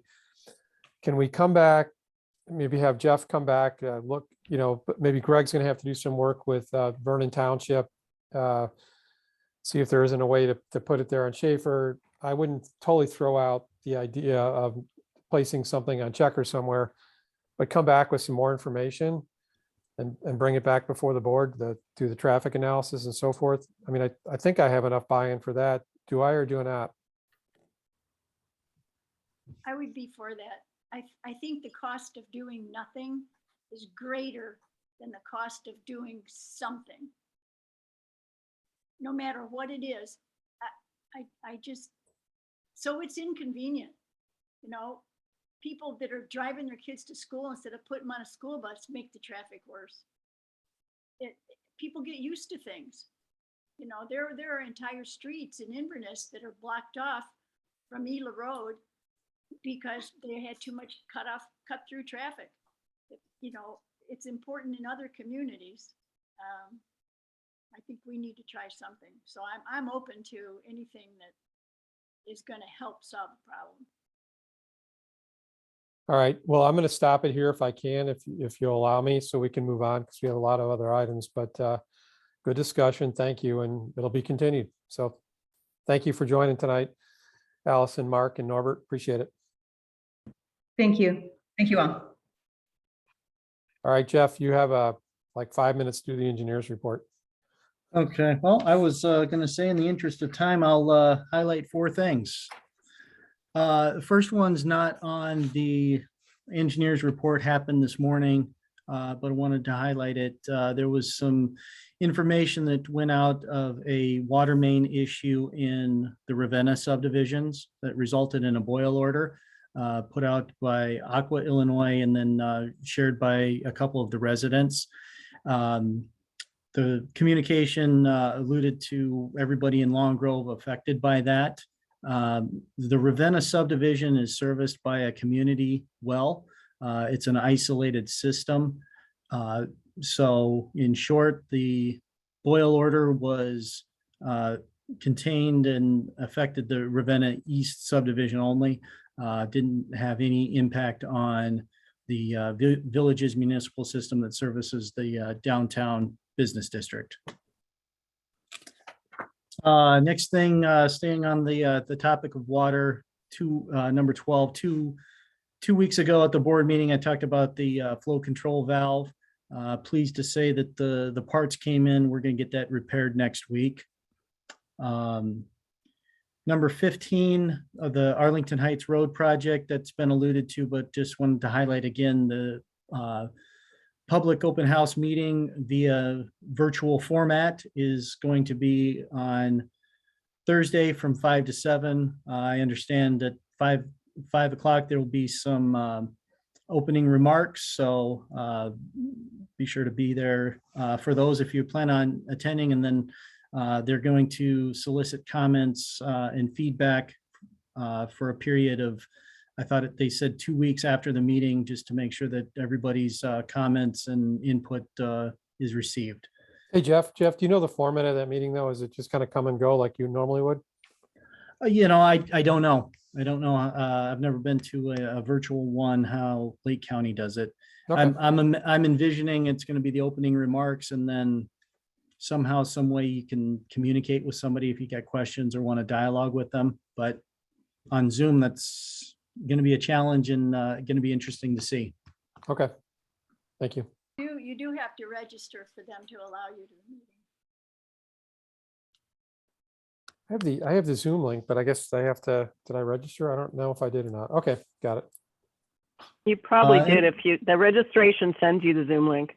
Okay, got it.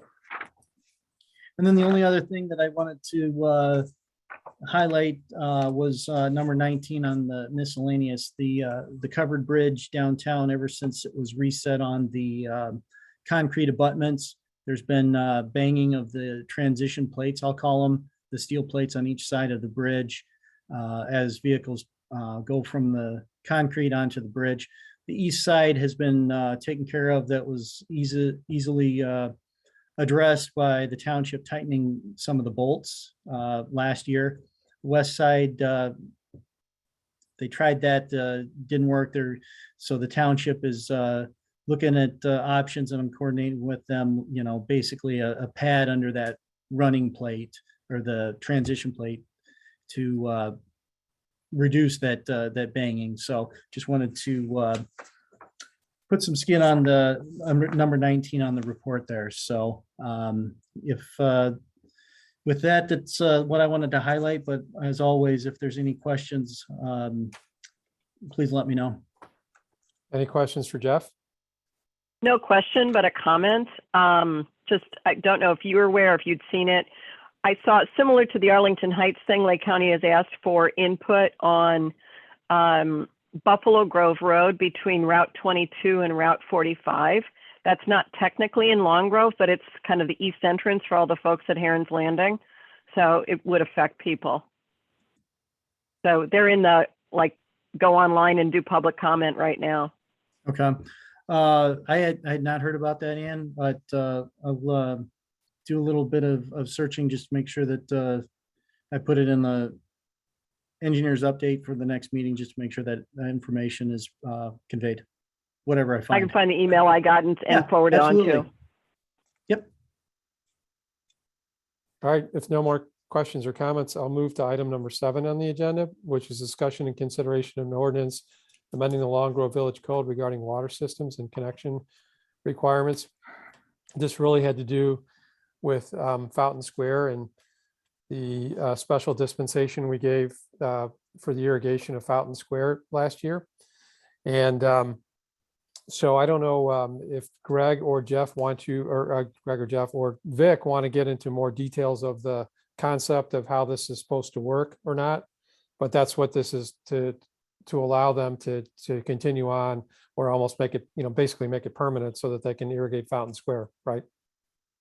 Yeah, let me start it off just to remind everybody how we got here. It was last spring that there was an issue of the operation of the fountain at Fountain Square, as well as the gardens there. And at the end of that conversation, the owners decided that they would operate Fountain Square and plant the gardens. The village in turn gave them a temporary waiver of the connection requirement relating to our downtown water system. The village also at the time pledged that it would revisit the issue to determine whether this is something that might be more than a one-off. And in doing that, we reviewed both our code as well as the Lake County code. The reason why the Lake County code is that the health department has jurisdiction over wells. And based on the county's code, any long-term exemption from that water connection requirement has to be expressly provided by the village. The village in turn, if it's going to be doing that, really should have a process for doing so. And this ordinance therefore sets up the process. It is not the exemption for any particular property. If we put this process in place, then properties can ask for the exemption. That said, we have also, while not limited it to a single property, we have tried to confine the opportunities to this so that it wouldn't be a widespread effort to avoid connecting properties to our water system. So this is really creating a process that could allow the village board to evaluate whether this can be done again and for what period and under what circumstances. And one other point I would note, in the draft ordinance, we did specifically include an opportunity always to terminate any of these waivers as a matter of policy, subject to notice to the property owner. So I'll answer any questions you might have, but that's kind of where we got to and how we went about presenting this ordinance. When we did the temporary thing, Vic, we worded it so that it was provided the fountains, are turned on and they're landscaped, and there's value on both sides, right?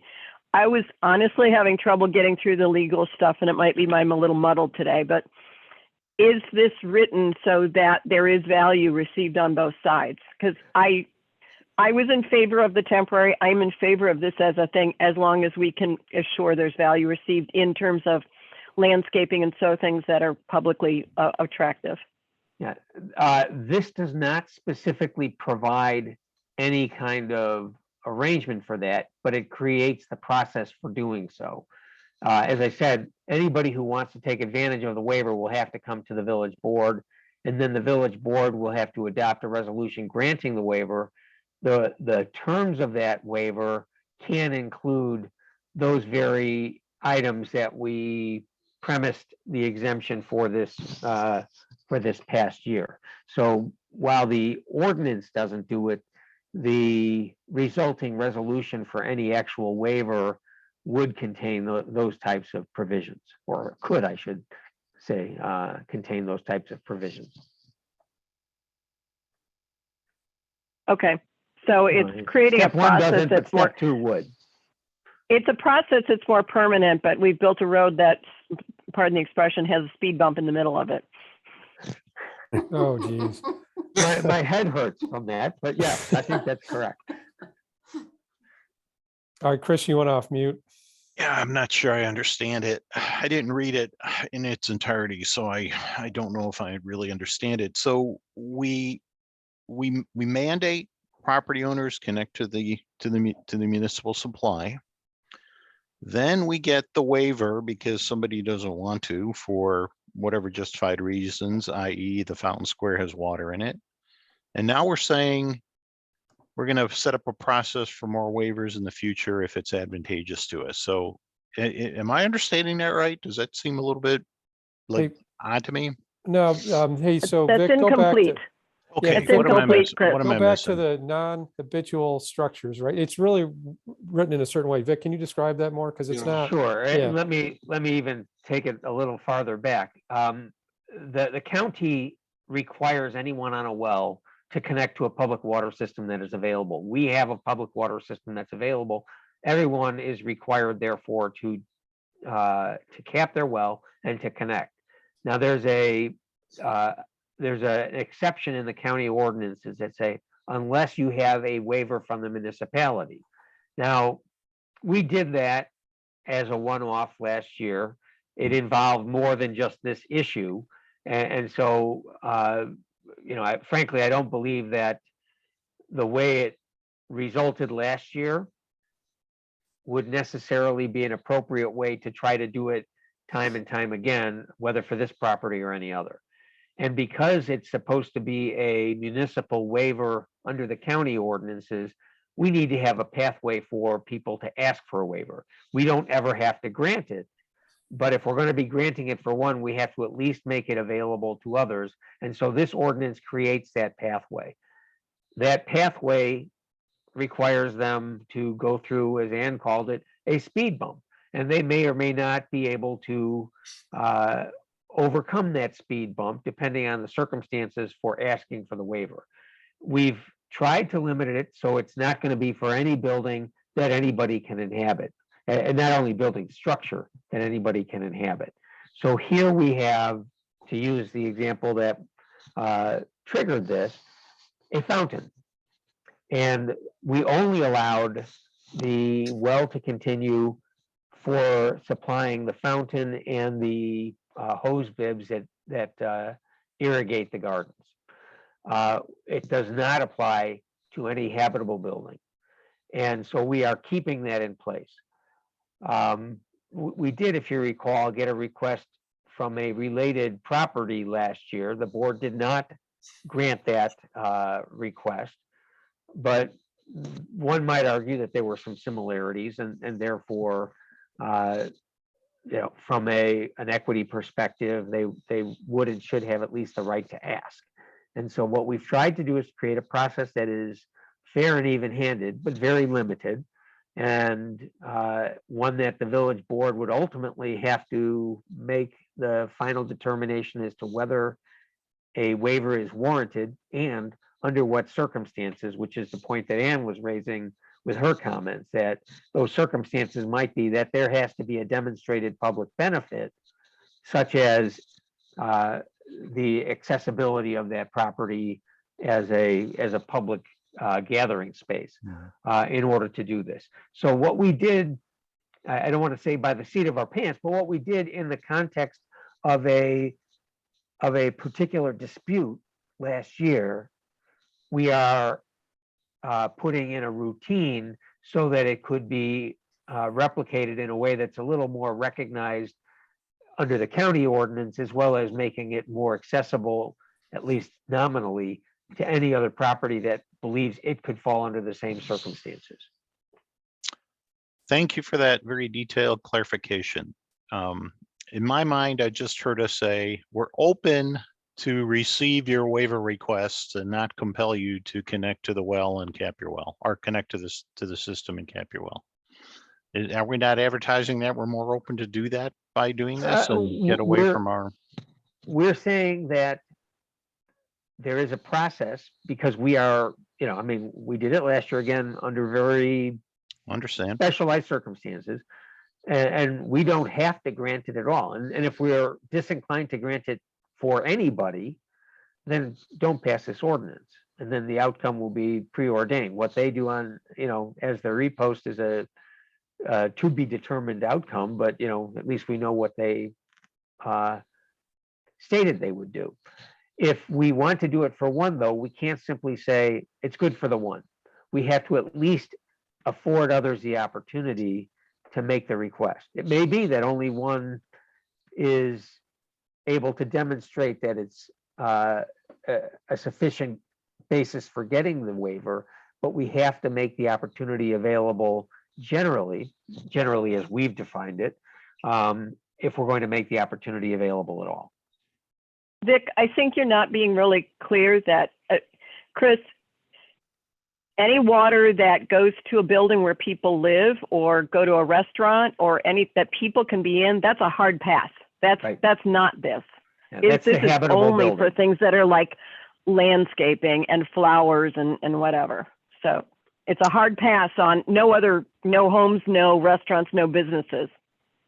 Thanks, Ann. I appreciate that clarification. I still have to wonder, though, we've got a water system that isn't making money. Why aren't we compelling more users to use it so that we could actually break even on the thing? Because you can't compel somebody to grow flowers. They'll just say no. And that would be person A or person B, C, D, and E. Fair enough. Understood. Hey, Bobby, you started to say something. Well, I was just going to say it would have been nice had our fire district, our school district joined our water, but they didn't.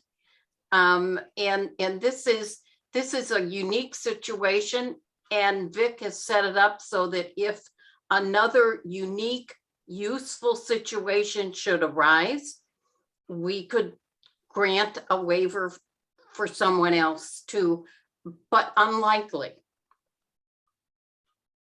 Thanks, Bobby. Jenny, you went off mute and I saw you go back on mute.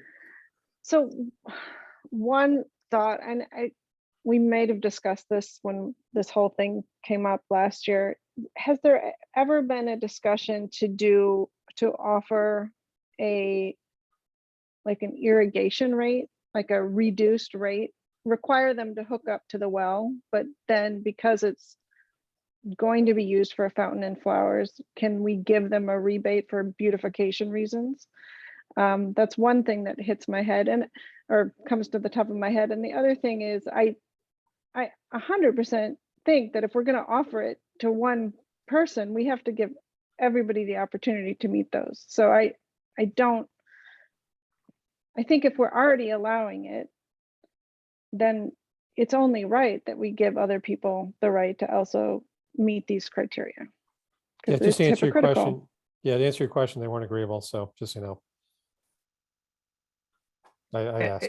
If I might comment on the first point that Jenny raised, certainly the village board has the authority.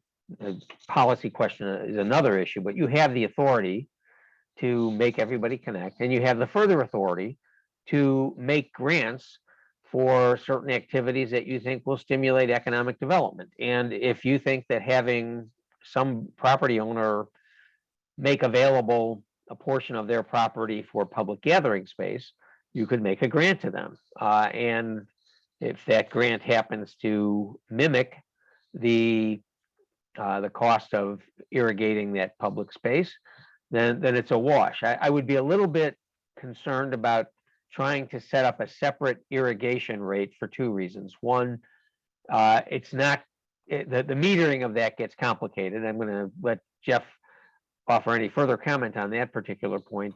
But two, if we do that, then we're going to have some of our bigger users who need to irrigate not paying the full boat, and that issue of the red ink on the balance sheet of the water system may become more troublesome. Right. Thank you, Rick. I mean, I figured there was a reason we hadn't done it, but thought I would. And you had to use the word wash too, huh, Vic? So this is such a narrowly defined ordinance, non-habitable structures, non-potable water. And all it's doing is opening up the possibility that someone could apply in the future. I have no problem with this. I support it. All right, thanks, Kent. Who didn't I hear from here? Who didn't talk? Did we hear from everyone? Or somebody can just move to approve it, we can move forward. Does anybody else see the eyes that just popped up on Jenny's screen? It was like creepy. No.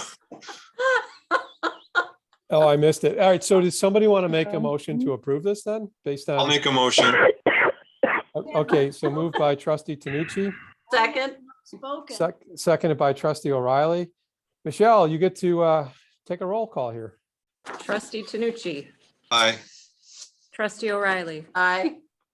trustee Borowski, Aye. There he is again. trustee Kritzmeyer, Aye. trustee Michaud, Aye. and trustee O'Connor. Nay. All right. When was the board asked last year by a second party to waive their fees? Wasn't waive the fee, it was waive the connection and to be able to use well water versus city water. No, Vic. Yeah, Village water. This was in connection with another property of the fourth site. I'm trying to remember which property it was offhand. Same family, two properties. Yes, they were trying to I think it couple was that in with Broken another. Earth. Yeah, that might Yeah, have I'd been imagine it was the Mill Pond. Mill Pond. Yeah, they were trying to couple it, and the village said no to that. But there was the request. So value of property and pride in property takes second and third place to threatening to make a large expanse look terrible for their tenants. I don't even understand. We either have a policy or we don't have a policy. And if this goes through, you're opening the door saying, okay, we were supposed to be head over heels in money because of Harbor Chase hooking up to water. We got to have water. We got to have water. We can't keep our businesses going without public water. So we did it, and I agree with Chris. We're not paying for it. It doesn't. To me, it's everything that's against good business. I'm finished. Nay, no more energy for this one. All right, so it's 5 yeses, 1 no, right, Michelle? Yes, correct. Motion carried. Thank you. All right, we're going to move to the next item, which is discussion of a swimming pool enclosure requirements under the village building regulations and a request for a waiver and other relief for 3874 Woods End Road. I believe the residents are here tonight. I believe, right? Yes. Yeah. Good evening. Good evening. Thanks for sticking it out. It's going a little longer than we thought. I don't know, Greg, do you want to put a little more color on this?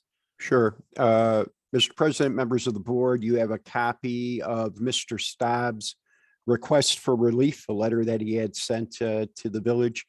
Mr. Staub is having a swimming pool built at his residence at 3874 Woods End Road. The planners disapproved a portion of this development of this pool because of a lack of a vertical barrier. There seems to be a question as to the requirement of a vertical barrier. Mr. Staub's contractor had pointed out that other residents in Long Grove have had pools constructed without the vertical barrier. A year ago, how this came about is about a year ago, a attorney from representing a property owner or somebody who was buying a piece of property in Long Grove challenged the fact that there was not a vertical barrier around a swimming pool on the property they were going to purchase.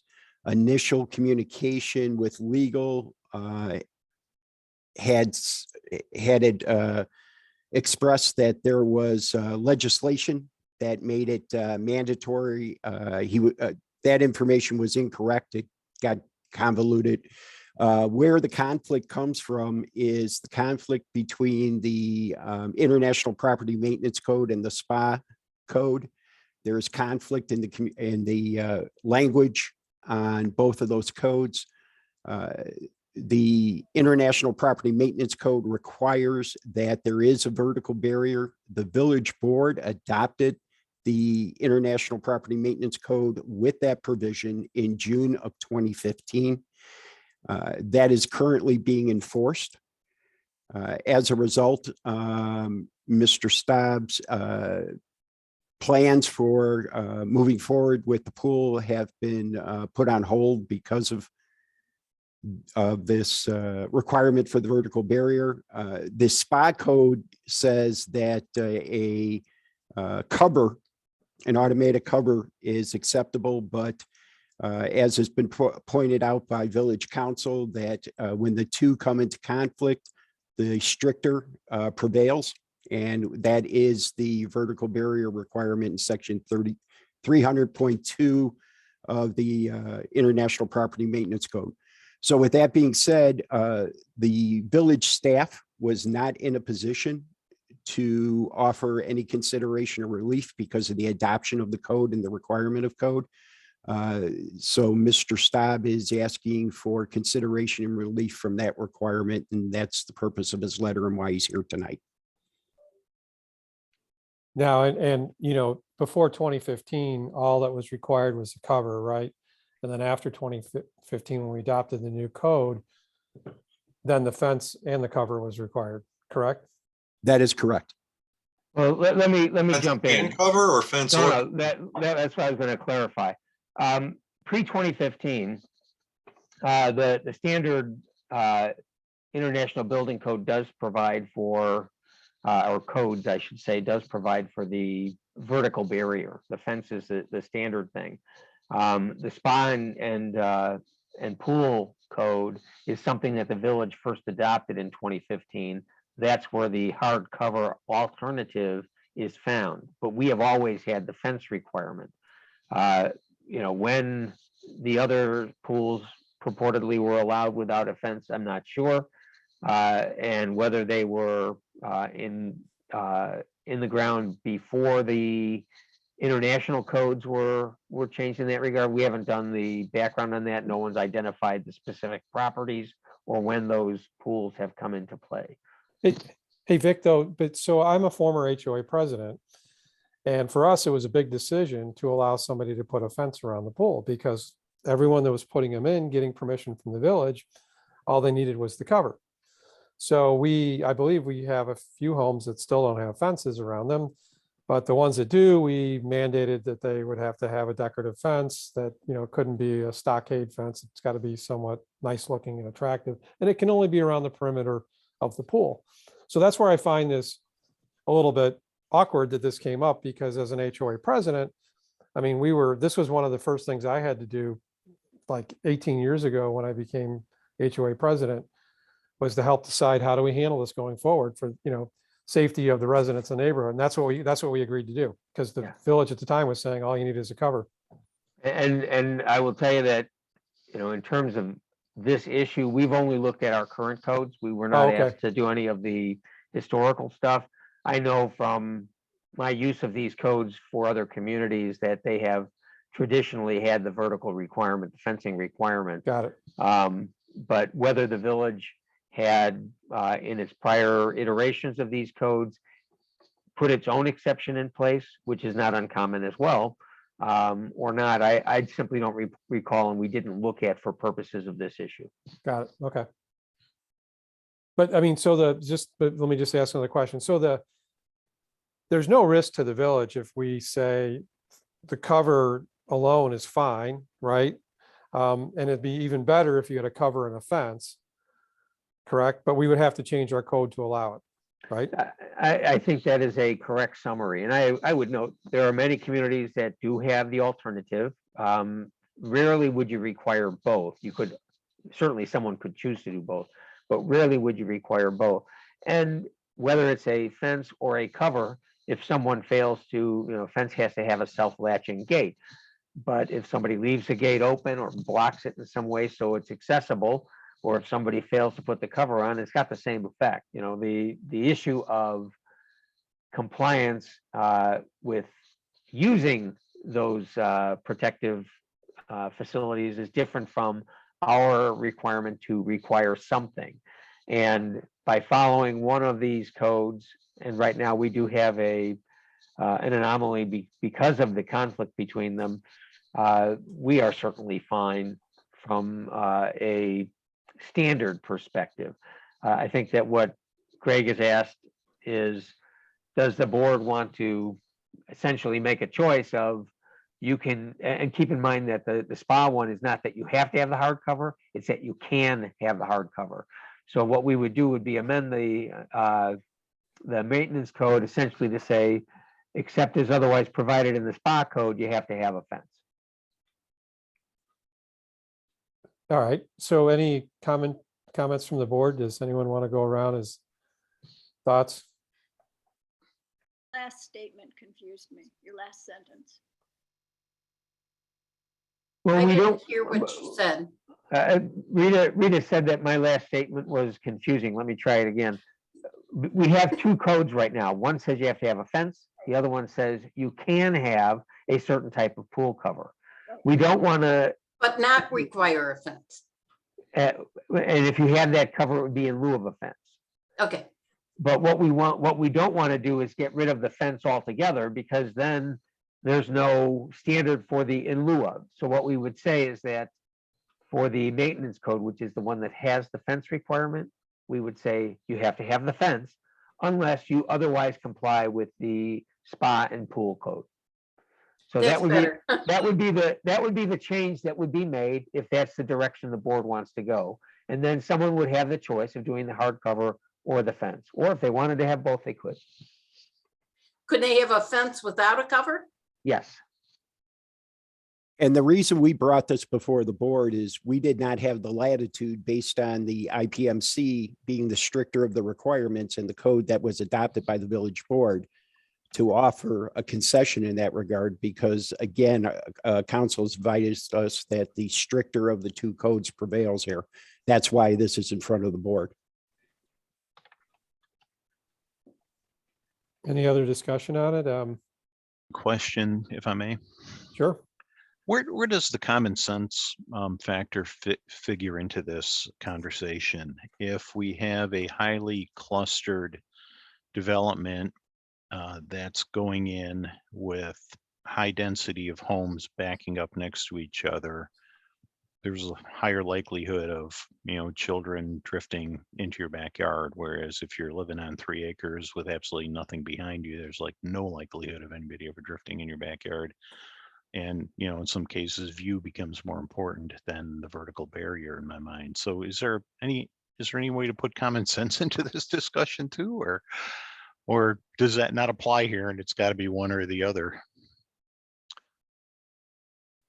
Given that logic, Chris, would it say that you could you attach it to the zoning?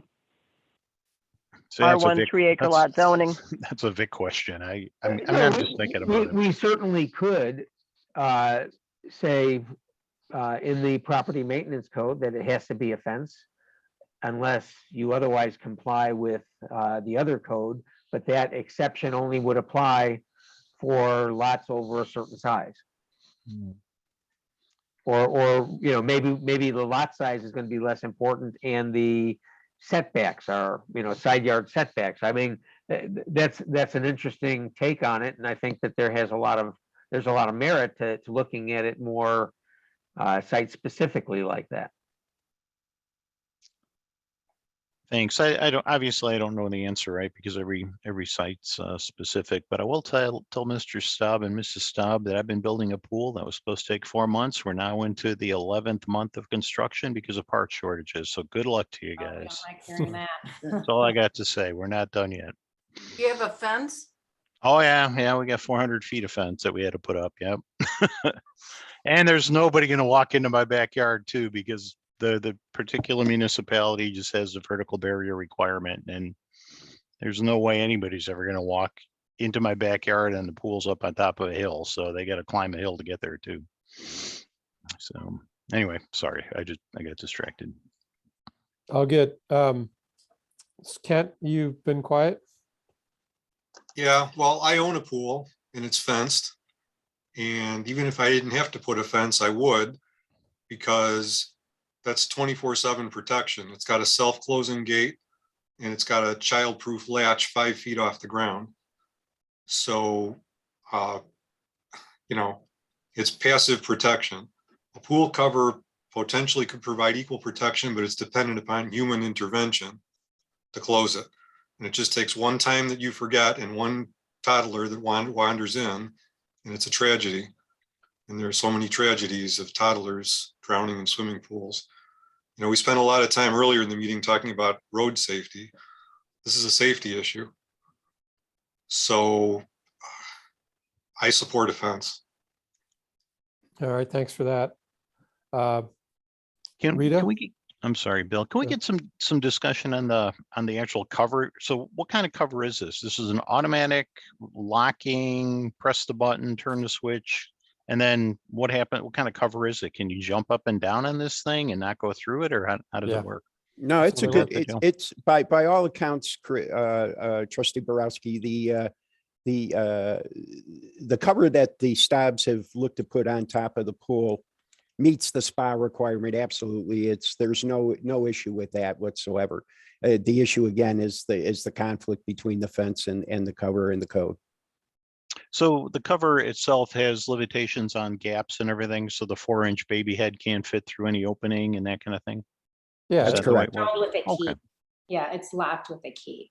and I don't know how many hundreds of pounds it'll take, but it'll take a lot of weight. So Oh, yeah. Okay. yeah. So realistically, you know, to the point, fence versus cover, I mean, yeah, you could leave a gate open too. And to Trustee Tanucci's point, you know, yeah, it's got the swinging closing thing, but you can always put a rock in front of it, right? Which I've already done. I don't even have a pool in, so. Okay, thank you. Sorry to interrupt. No worries. I was going to ask Rita, or you've made no comments. Any? Oh, we can't hear you though. I'm not talking. Oh, okay. There Do you was have any nothing- comments? There was nothing to hear. I'm comfortable with either, if the resident wants to go with the spa pool cover, that's fine. But I like the idea of a fence. I agree with Kent, it's 24/7. And it does, you can get really attractive fences. A lot of people have them. But, you know, if somebody's absolutely doesn't want fence, pool cover, I'm fine with that. All right, thank you. Jenny? I think I'm fine with a locking pool cover. I agree with Chris. I think people can prop a fence open. And I think it's the responsibility of the person owning the property to be vigilant about covering their pool. But I do think that people move to Long Grove for the vistas. And I realize that you can get fences that are clear, and you know, I've even seen them out of glass or fiberglass. But I think I feel comfortable with both. Okay, thank you. Bobby? I'm good with the cover. There's nothing that is 100% safe 100% of the time. Thank you. Ann, did you, you may have made a comment already. I don't recall. I was probably just coughing. Oh, I was probably just coughing. I am comfortable. I'm comfortable with a cover or a fence. That they both can be barriers, and that we should allow our homeowners some level of choice. I also think Chris's point is well put, that we might want to think about the situation, the site. I do think we need to figure out how to make our code consistent so that we don't have to entertain onesie twosie stuff, and we can let people know what they can expect without having to wait and take a pause going forward. okay. So I'd be in favor of this particular waiver, but I also think we got to figure out our stuff so people know what to expect. So Mr. President, that's what was in the memo that I sent to the board members, is that if the board chooses to make a change, this exception from the IPMC, then the next step on this, and Vic, correct me if I'm wrong, the next step on this would be to offer language that would amend that portion so that we can proceed and approve the STOBS plan for, because we can't do that until the code's been remedied. And then the STOBS will be able to proceed forward. Right. Which we we can can bring to the next meeting. Right. We can have an amendment prepared for the next meeting, and if everything else can be lined up, because assuming that the board's sense of it is as expressed tonight, I think that the staff probably have a pretty comfortable understanding of how it'll turn out. Yeah, and I'll just be perfectly clear. I am fine with the cover. I know that I believe we have 2 of them here still in the subdivision with no fences around them. And, yeah, our lot sizes are smaller. But that's the way it always was when I moved in. So I don't have an issue with it. There's, obviously if something terrible could happen. Nothing's happened because the residents are making sure that those pools are secure. So anyways, okay, so yeah. Is the direction then from the board to go ahead and proceed with a change to the code, present it to the board at the next meeting, and then we move this forward? I think I got a lot of yeses. Okay, perfect. Thank you very much. Yeah, thank you. We Thank you. appreciate it Thanks for very joining much. us tonight. Thank you. Okay. All right, so it's 9, going at 9:25. So we have another meaty item on the agenda. Do we want to kick the can on it or talk about it tonight? Discussion of Economic Development Commission objectives for calendar year 2022. Can I ask a question? Yes. I think one of the things they've been waiting on, can we also, whether we discuss this or not, can we get a date on the calendar for a strategy session for us? Because I think that we couldn't get it done last year. I really think that we need to figure out what our priorities are and focus, and then that makes it much easier to give clarity to that commission and the plan commission and the staff and so on. Right. So- Right, I agree. You can only do so much in 5 minutes on a Tuesday evening. Well, so can we make an assumption that we're going to have a break in Omicron? Because I don't think that doing this over Zoom is going to work. And so, if you do it, is that March? I mean, you're going to have to go out a little bit. That's fine. I would do it in early March or something like that in a large enough room where we can hear each other, but we can see each other. Yeah, and I don't think anyone not want to do it. It's just we ended up, the things got worse as the year started, right? So is everyone okay with trying to come up with a date and having Greg propose it in the March timeframe? So hopefully things are better. It's assuming things get better to meet in person. Yeah, I think March will be good. Do I have a lot of yeses, or does the silence mean it's a yes? I already said yes. No, I haven't heard from everyone. Yeah, it's fine. Bobby? Okay, that's a nod, I think. Okay, Jay, it's a nod. All right, so you got it. Okay. All right. Can I just do one thing though, too? And I don't want to set this up though. One of the things I did do is I pulled down the code to establish the EDC. And I would suggest that if we're going to put this on the agenda next time, that you put the code in the packet, because it clearly spells out what they're supposed to do, in my opinion. So, because I helped write that, so back a long time ago. So, all right, that's all I had there. So, Bill, please clarify. Are you suggesting we change the code? No. no, I'm saying Or that we're live trying to with it. decide what they should work on. What I would say is the document that governs it is our village code. So as long as all that aligns with the village code, and maybe it all did, then, those are all fair game. That's all I was saying. Because it's pretty clear. It's pretty specific on what they should be doing. So that's all. That's all I was saying. So I was just asking, maybe Greg, you can put that in the next village board packet, because I actually pulled it down. I was going to present it tonight. So I was trying to think of how do you make a decision what you should or shouldn't do? Well, you should start with what does our code say? If we have to amend the code, we can amend the code too. But that's kind of what I was thinking. I don't know if that made sense or not. I'll get it in the package. All right, everyone good then passing, and then we can just quickly go into our reports. I'll just let you know that I did meet with Mayor Lentz, the Mayor Taylor, Dominic from the Mayor of Hawthorne Woods. I mean, the only thing that I will say is that there's commonality. This is in regards to the Route 53 task force. There is a meeting, I believe it's this Friday too. The commonality is everyone would like to see a green space or have some kind of a green space being used for perhaps a pathway or something like that. Protecting our sovereignty or protecting, our village's zoning being something that everyone wants to see. Where I think it was a little bit interesting was Mayor Lentz didn't really want to give up the right of way for 53, just in case it's needed in the future. So I found that interesting. There was this desire to have one organization control all of it, not to have it be piecemeal, that there was some entity controlling it all.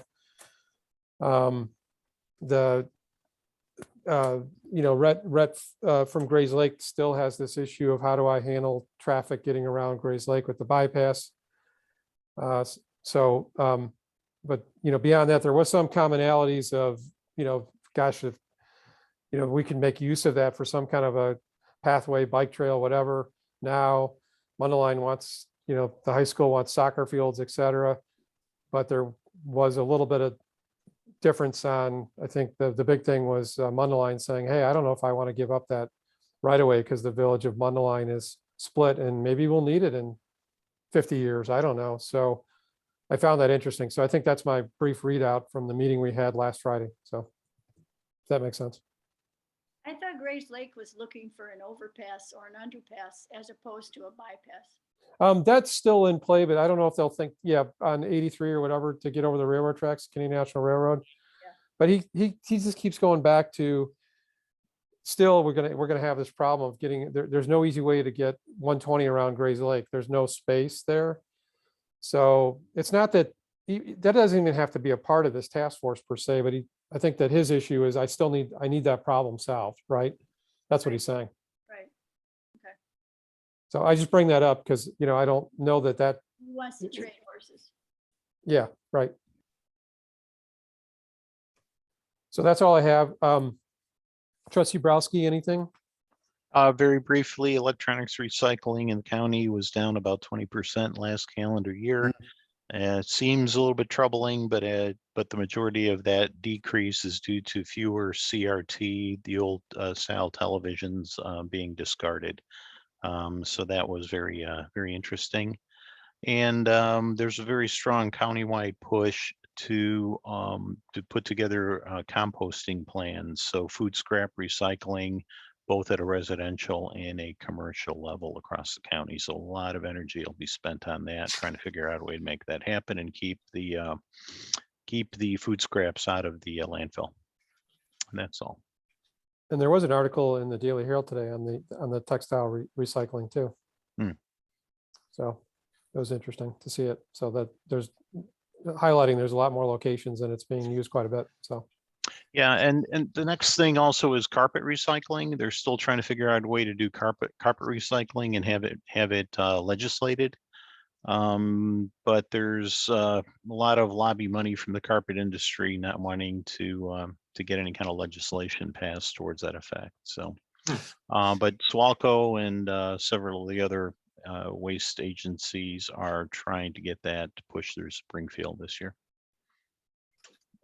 Thanks for the Swalco report. did a lot of, Swalco helped sponsor a lot of gardening and compost things last year. They're going to do that same education this year. Do you know? I don't know. I Yes. don't know. Okay. I'll check. Yeah, I'll check on that. Yeah, Yeah, I mean, it wouldn't I start. think the answer is yes, because I think we're putting something in the newsletter about the class coming up, I think. Thanks. Okay, thank you for the report. Trustee Kritzmeyer, do you mind if I put you in the next agenda item, or do you have something in addition to that? The treasurer's report. No, the one thing I will say is I had a conversation with Denise and Greg on kind of the ARPA funds. They've expanded the opportunities, which is also what was driving my comment and my request about strategic vision, because the fact that we have more options means we need priorities in order to explore the options. Yeah, absolutely. Like we could use it for Village Hall, we heard, right? So, yeah. Expansion. There's a whole lot of this, that, and the other, and that's why knowing where we as a group stand would be helpful. No, I agree. Okay. And then I'll catch you back on the next agenda item. So for the treasurer's report. Okay. Trustee O'Connor. No report. Thank you. Trustee O'Reilly. Two things. One is last month I talked about having the burn class with the fire department. They don't let anybody in their building at this point, and it's a meeting place and so forth. So came up with an even better program, and it will be a demonstration at Turner Woods sometime. I don't know when, but coming up. Excellent. And then the second thing, I don't know if everybody knows that next to Creekside and Indian Creek, 120 acres has gone on the market. And I guess I'm told there is a boundary agreement between Hawthorne Woods and Long Grove. To me, it doesn't matter whether it's in either one or the other, but I do know that the impact will be felt by this neighborhood. And a question that has always, I've never had an answer to it, is that property at one time was an alternative route for Route 53. I don't know what that status meant legally. I know that they bought a house right at Indian Creek, right immediately west of Creekside, for protection for that route, for that alternative. So if somebody could give me a definition of what that meant, and if that's a holdover, if that still has any kind of meaning to the property now. What I remember of that is that that IDOT had a primary route, and toward the end of that hullabaloo that Joe Mancino was heading up, they developed an alternate route, which would have been a much better for Hawthorne Woods and much worse for Long Grove, because it came further east, and it was only ever it was never characterized as anything other than an alternate route. That's why I used the term alternate route, but Yeah. it was an IDOT issue. Correct. Yep. I'll see what I can find out about. So I don't know if it has any standing anymore. And then I'd be curious what'll happen to that to that house. The house is gone. They took the house down. But that little piece that they do own. Yeah, yeah. And I don't know that they ever purchased any more land for that alternate route. But we're studying that now to see exactly what it is the state owns. The state doesn't own the entire 12 miles. They have holes. I know that. Yeah, so I'll check it for you. Yeah, and the other thing I did do though is I did look at the stuff that Barbara Clip put together, and it is just to the west of that property. So it doesn't go through it, but to the point of Bobby, is there an alternative route or anything there? I don't know. Vic, maybe you can answer that. So Yeah, the way the statute works, obviously, if IDOT were to acquire it, then it's land and it can do with it as it wishes. For the right-of-way designate, they have a requirement to not only identify it and record that designated right-of-way, but they also have a requirement to renew it every 10 years. And looking at this issue for related purposes in the past, we determined that neither IDOT nor the tollway had done anything to renew that right-of-way. So technically, it had lapsed.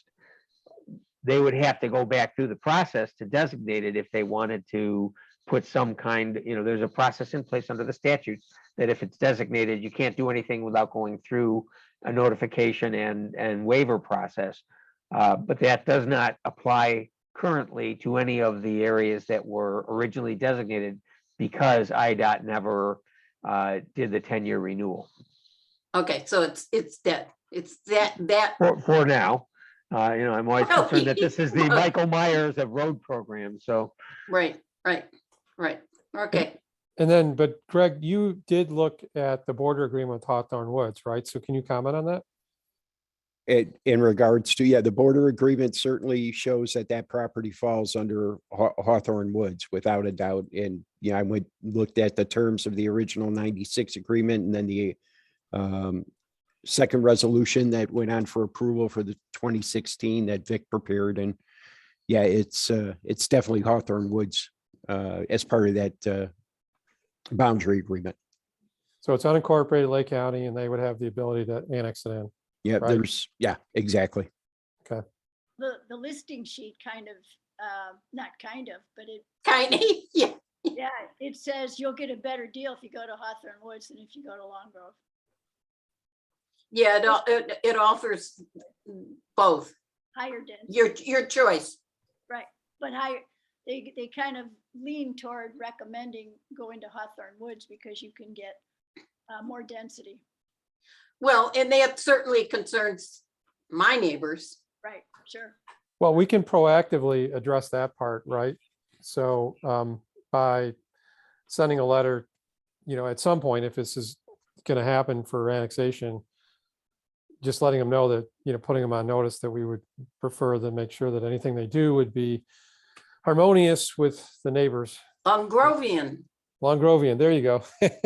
Right, we can proactively do that and get alignment, right? So that is something we can do. So, and I can author the letter and talk to my peer over there too, right? Well, they got to sell it first. Yes. Yep. Absolutely. We're not. Yeah, we're a little bit ahead of ourselves here, but okay. Anything else? No. All right. Thank you, Trustee Michaud. No report. Trustee Tanucci. Yeah, I have a quick follow-up from last meeting when we discussed the possibility of treating not only teasel in the future, but Phragmites and perhaps even buckthorn. I talked to the contact at Tallgrass, who I worked with when I was at the Park District, as far as timing. Just for reference, teasel is treated in mid-June and a second pass in mid-July. Phragmites you would treat in early to mid-August, and then a second pass in late August, early September. They would use different types of herbicide. So if we gave thought to treating teasel and Phragmites at the same time, that wouldn't work. They'd have to be treated at different times and with different chemicals. And then if anybody's wondering, the Phragmites uses aquatic glyphosate with the possible addition of aquatic habitat. I know there's some concerns about glyphosate in general, but that's what they use to treat Phragmites. And then as far as the buckthorn, that involves, physically cutting it down. There's an advantage to cutting it late in the season, like mid-autumn, because if you cut it down then and then put concentrate herbicide on the stump, that's when it'll draw it down into the roots and kill the roots. If you do it during the growing season, it's not really drawing down into the roots and it's not as effective. But that's a lot of work because you have to physically cut it and treat the stump. So that's my follow-up. All right, thanks, Kent. I know we've got more work to do there, but thank you for that information. Okay, I'm going to then move to agenda item number 11, review of the treasurer's report.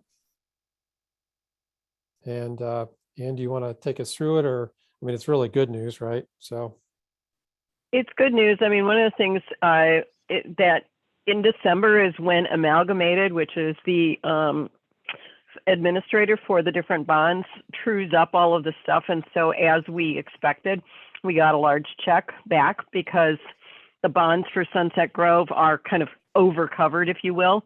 And so that gets collected every month through the year. And then in December, they true that up. We still have work to do on that. As I said, Denise and Greg and I met, and Greg has mentioned earlier in this meeting that they're doing work on looking at where we are with this budget and then getting ready for setting up next year's budget. But overall, there's nothing particularly controversial here. We've still got more things going on. Meantime, they're also transferring over to the new bank, and that's still in process. And you'll see, if you really want to go into general ledger entries, you're seeing bits and pieces of some of that in here too. But other than that, I would, unless Greg or Denise want to mention anything, I would just move we accept this. I just want to add one thing, and that is we failed to mention at the last village board meeting that the refinancing of the SSA at Heron's Landing went off successfully. And Vic, thank you for your work on that, and your leadership on that, and Denise really worked hard on that. But it was a joint effort, and there are some happy property owners over at Heron's Landing because they're seeing a nice reduction in their annual payments. So, and four people, was it four? Yeah. Four, Prepaid. and four took advantage of the offer to prepay, which was an option that, that's not normally done, but that was something that was done at the beginning, and they took advantage of it. So, all right, oh, go ahead. Sorry, does somebody have something?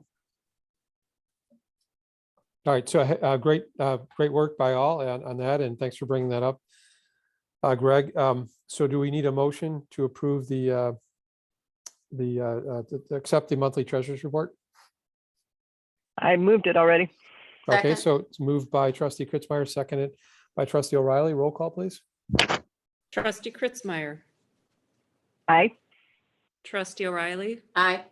trustee Borowski, I'll abstain.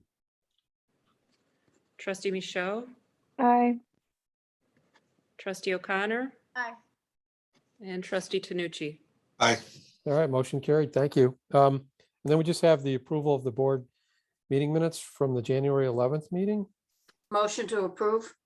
Moved by Second. trustee O'Reilly, seconded by trustee Kritzmeyer. Roll call, please, Michelle. Trustee O'Reilly, Aye. trustee Kritzmeyer, Aye. trustee Borowski, Aye. trustee Michaud, Aye. trustee O'Connor, Aye. and trustee Tanucci. Aye.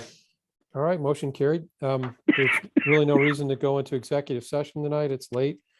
So how about a motion to adjourn? So moved. Moved by trustee Michaud, Second. seconded by trustee O'Reilly. Trustee Michaud, Aye. trustee O'Reilly, Aye.